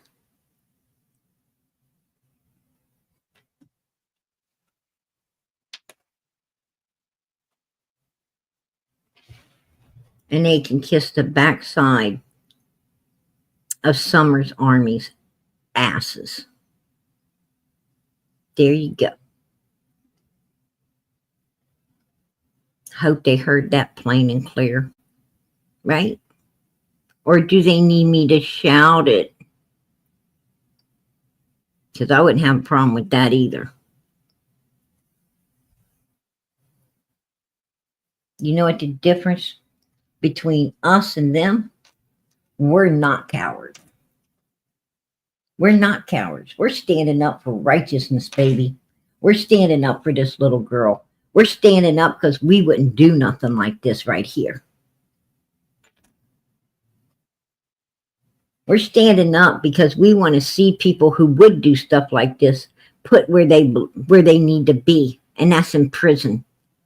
We're standing up because we want law enforcement to stand up and do their damn job and get this case solved. We're standing up and we're not going to be backing down because we're not cowards. We got a problem with you, we'll bring it to you.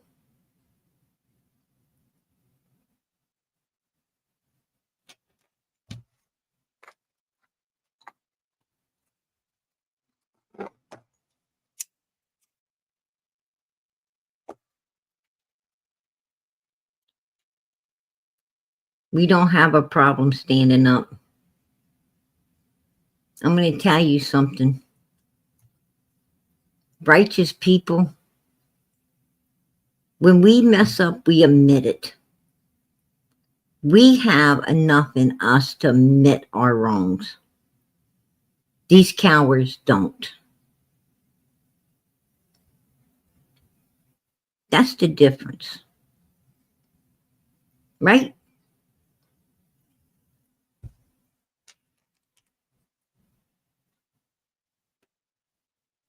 I'm going to tell you, it doesn't matter what I do wrong.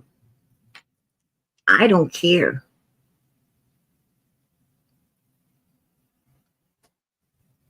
I'll admit it. If I'm wrong, I'll admit I'm wrong. I have no problem with that. And I'm going to tell you something.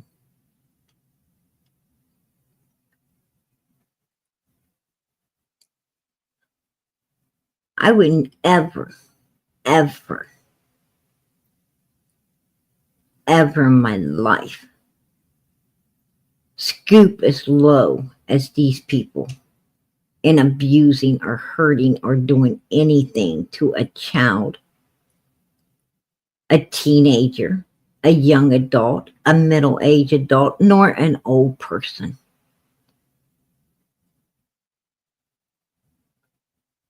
Because I don't go around using and abusing people. I don't have to. I don't have to. That's a good feeling. I don't have to. And I don't want to.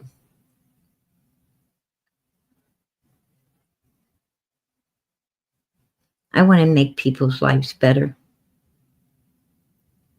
not worse. And I want to make this little girl's life better by finding the answers to bring her home and get justice for her.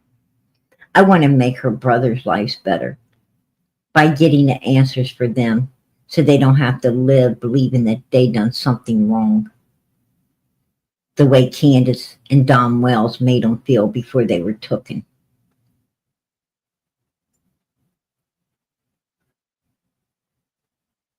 I want to make lives better, not worse. And you got all these cowards lying. And all of those lies have added up to one thing. In my opinion, it's called fucking guilty. Guilty, you guys, guilty.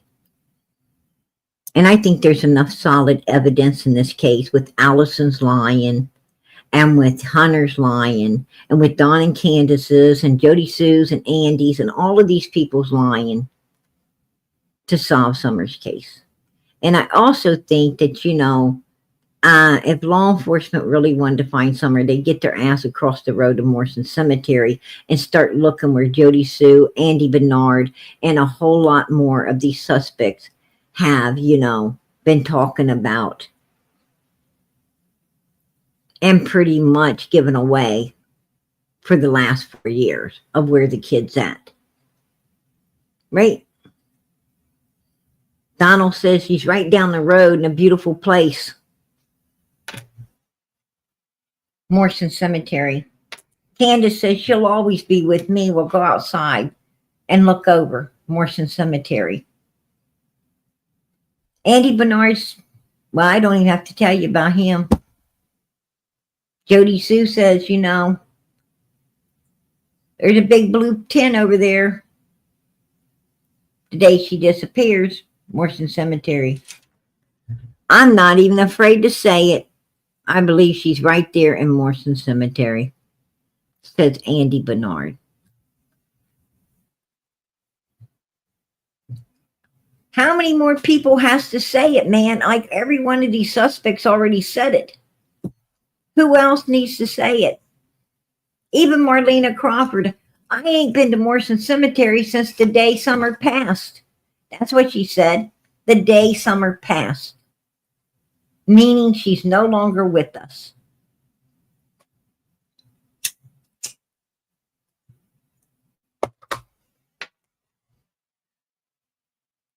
You heard Allison tonight sit there and try to tell Chris M that Summer is past.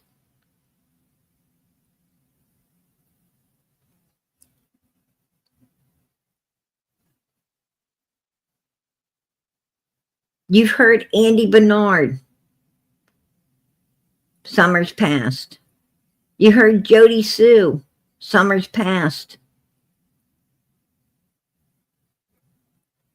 You've heard every last one of these people say that this baby is no longer with us. Even Laura said, that little girl passed. Every last one of these people.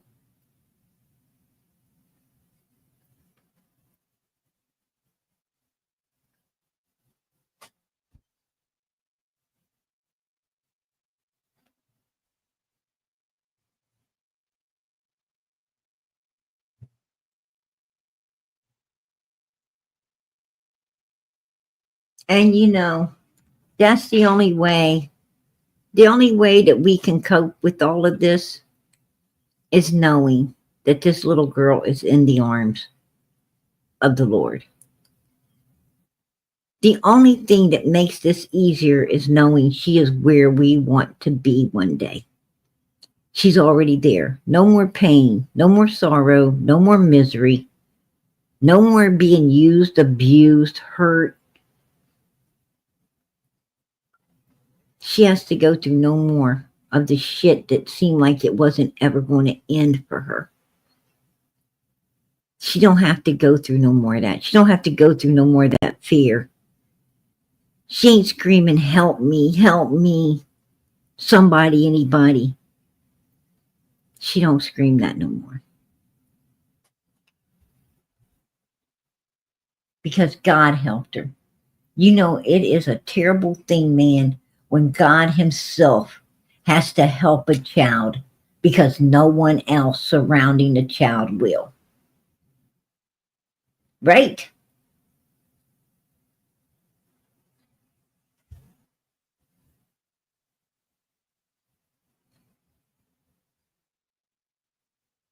God sent the bus. God sent the boat. God sent the plane.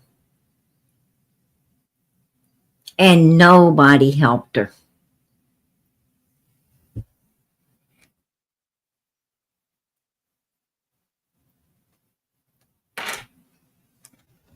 Nobody on the bus was listening. Nobody in the boat was listening. Nobody in the plane was listening.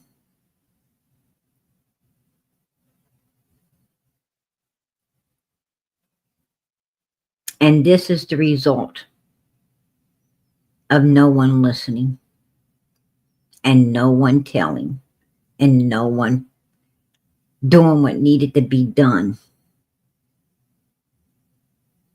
for a 5-year-old innocent child.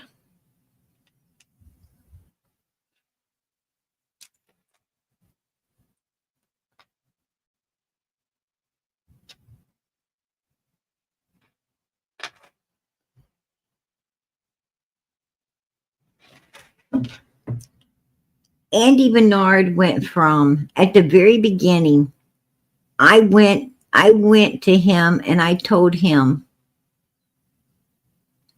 what about you being the last one to see Summers on live body? Andy. Jody Sue is just saying that stuff. She's just trying to make people dislike me. Why would she say that? Because she don't think right. She's got problems. Right? Then he gets asked again later. Why would she say this stuff? Because I had a dream. It was a dream. I had a dream of seeing Summers on live body. Then it was a dream. Oh, it's a dream now. I thought Jody Sue didn't think right, that she just wanted to make people dislike you. But now it's a dream. Right? And then all of a sudden here lately, it went from the dream to funeral music woke him up. He was wide awake.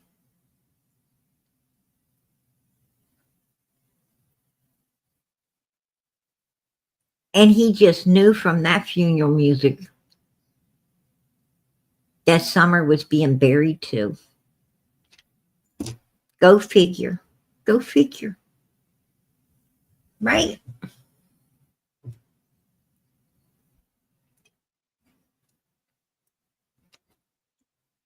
If you remember right, Andy Bernard was supposed to come in Ben Hill Road before Don Wells.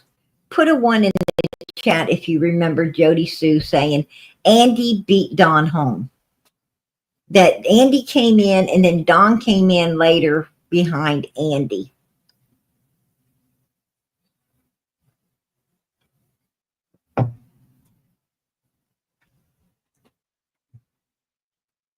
Well, you know what? I think Andy Bernard might have, I don't know about him seeing Summers on live body, but he did get in to Ben Hill Road. It sounds like before law enforcement did. Before law enforcement. Because it seems like Andy came in and then law enforcement came in and then Don came in. Because law enforcement was there before Don. And Jody Sue said Andy was there before Don as well. So it's very possible that Andy coming in and law enforcement wasn't there yet. He could have possibly went up on the hill where Morrison Cemetery is and had some look-see for himself before heading back over to Ben Hill Road, just to make sure everything was done correctly, right? Put a 1 in the chat if you feel that's a possibility, because I feel it is.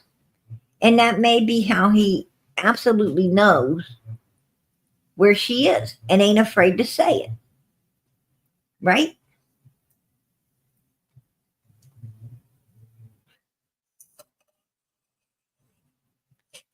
Just saying.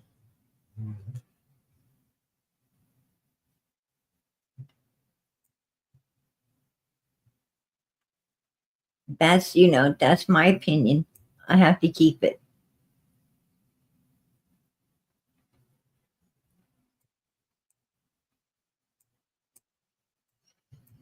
You know, I'm glad,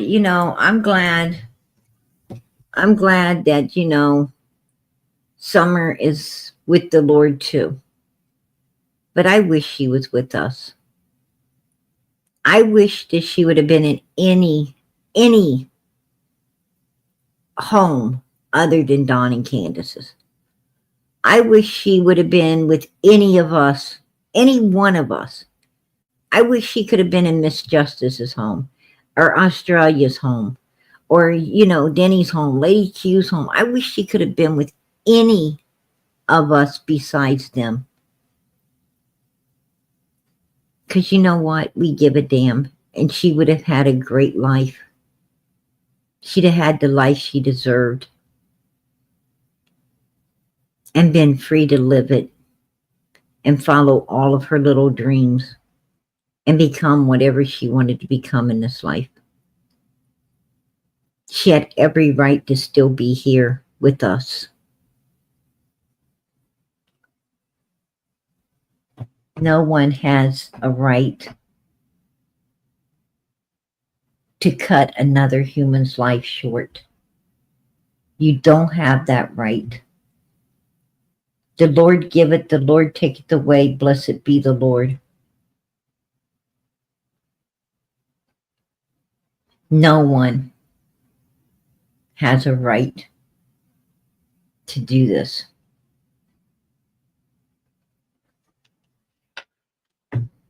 And what I pray more than anything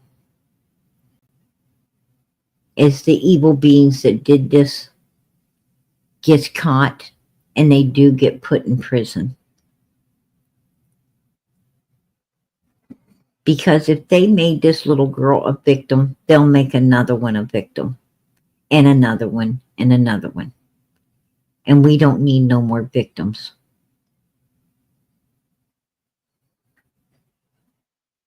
So I do pray that justice gets served. Because humans like this does not belong in our society. They're too dangerous, they're too evil. And they're always looking for another victim.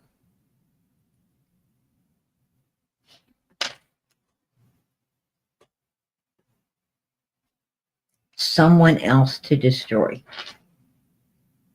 And in this case, it's little girls.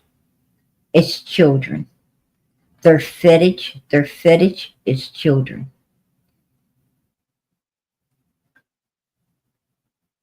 And that's disgusting. And I bet you 10 to 1, there is a special place in hell for those people. They're probably going to get the hottest fucking corner. No doubt.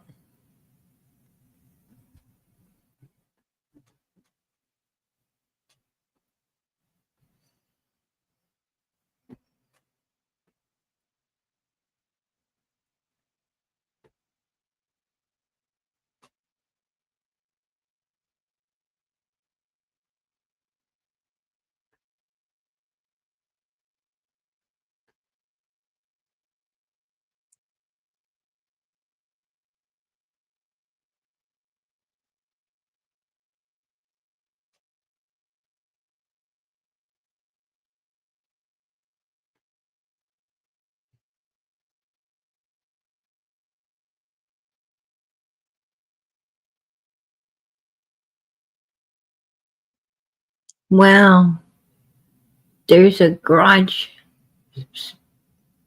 yard sale going on.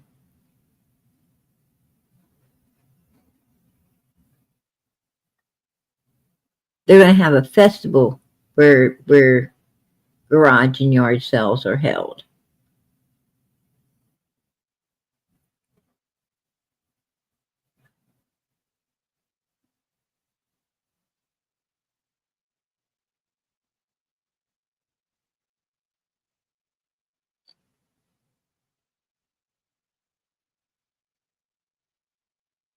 Oh, wow.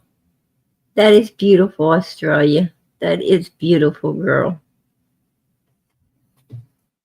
You're a true mom.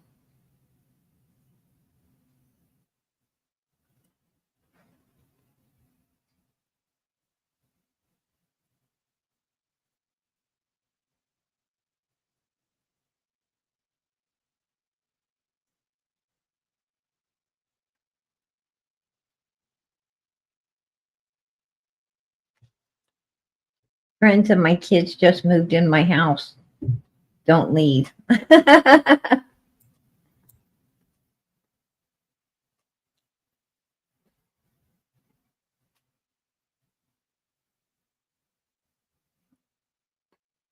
Yeah, I'm gonna head out of here too, you guys. I had some more video footage that I would like to cover, but we'll pick up where we left off. Um, God willing, tomorrow. I can't make no promises, but God willing, tomorrow we will pick up where we left off tonight. But you heard what he told Leslie. You seen what Leslie said. Leslie didn't only lie for Hunter, like she seen Summer, and we know she didn't. We know she didn't. Nobody was there. Graham Bunn didn't see it. Leslie didn't see it. Only people home that day was Allison and Hunter. True was with their boyfriend, and from what we understand, Bear was supposed to be staying with Leslie's daughter's family. So she wasn't there either. And at the time Hunter left, Allison was asleep in the bathroom. That's what Hunter said. Allison was sleeping in the bathroom. So we know no one was there except Allison and Hunter. We know that when Candace came back, there was no one there but Allison and Hunter. And Hunter's girlfriend and her mother was on their way to pick Hunter up on that evening. So there was nobody. But yet we have Graham Bunn saying they had to go real quick, like she saw it, she didn't. We had Leslie lying. You seen Leslie lying like she saw Summer and she didn't. You seen Leslie telling that there was video footage on the cameras, which the cameras weren't working. She was lying. These people were lying. They were protecting this boy, and law enforcement should have caught on to that really fast. And I think they did. I think they did. If you ask me, I think there's some reason that law enforcement ain't wanting to solve Summer's case. That's just my opinion. Because, because there's too many facts and too much, factual stuff to keep from solving it. That's my opinion also. Just saying. And they seem to always be looking everywhere except where these people say the Summer is. And that's over in that cemetery. Right? So, with all of that being said, it seems like nobody wants to find Summer. Why? That's the question, is why? And I think we know that answer possibly too. I think we all probably know that answer as well. It sure is looking like it, in my opinion.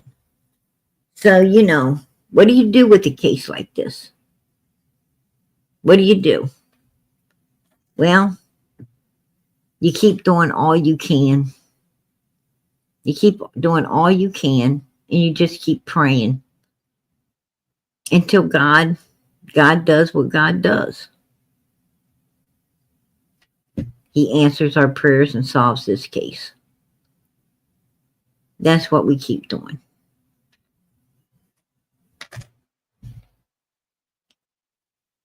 All right, you guys, I'm going to let everybody get out of here, go get some rest. I appreciate each and every last one of you for being here tonight. Each and every last one of you, my beautiful mods, all of Summer's beautiful army. God bless.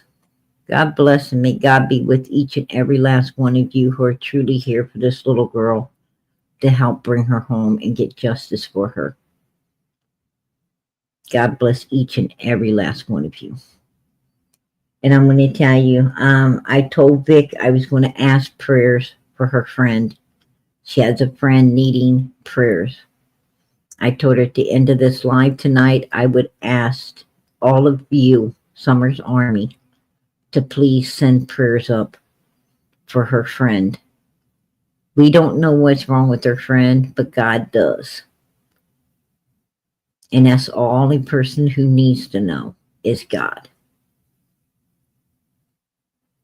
But whatever the issues are, let us pray in the name of Jesus Christ that God answers our prayers and makes everything okay for her friend.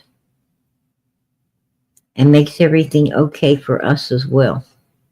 In the name of Jesus. Amen. And let us not ever forget to pray for Summer Moon Utah Wells, an innocent little girl that was so screaming out for help. And I'm sure she probably still is.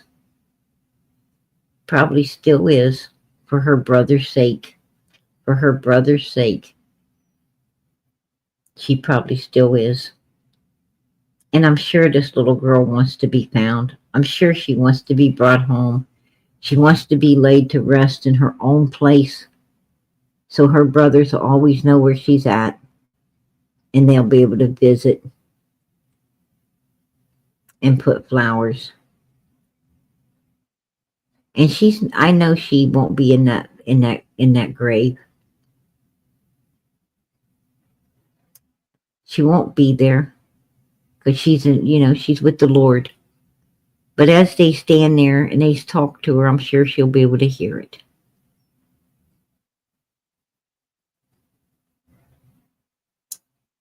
If Lazarus could look down and he could see the rich man in hell and hear what the rich man was saying, I'm sure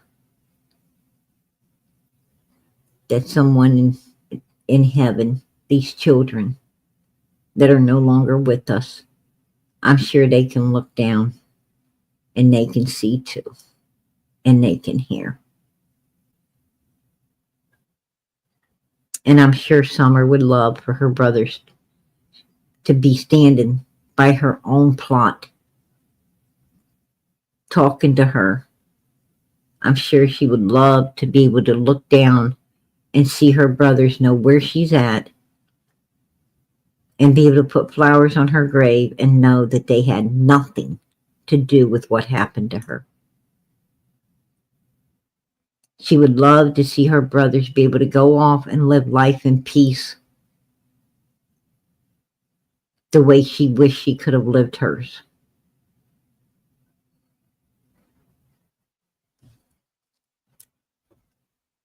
So keep those prayers going up, because the only one that's going to be able to solve this case is God. God is the only one going to solve this case, you guys. So keep those prayers going up. Keep them going up for one another. Pam's got her boyfriend in the hospital. Vic's got a friend needing prayers. Matter of fact, Australia asked us to pray for her son as well. There is so many people needing prayer. I see on Facebook where there's so many people with issues and needing prayer. These people are worried up. They're worried up. They're worried up about doctor's appointments. They're worried about health issues. They're worried up about a lot of things. And I'm telling you, it feels good to know someone's praying for you. And you know when people's praying for you, because those ailments start to go away and you start to feel better. So you know they're praying for you. And you know, if we want other people praying for us, then we need to be praying for them too. Because we want everybody to feel better. So keep those prayers going up, you guys. You want to get well? You want to get well? You want to feel better? You want life going good for you? Don't just pray for yourself. Pray for everyone else too, because they're praying for you. And you'll see a big change. You'll see a big change in how you feel when you're praying for others and others are praying for you. That's how it works. That's how it works. We're supposed to be a family. Families that pray together stay together. And families that pray together stay healthy too. So keep them prayers going up in the name of Jesus. Amen. Good night, everybody. God bless. Much, much love.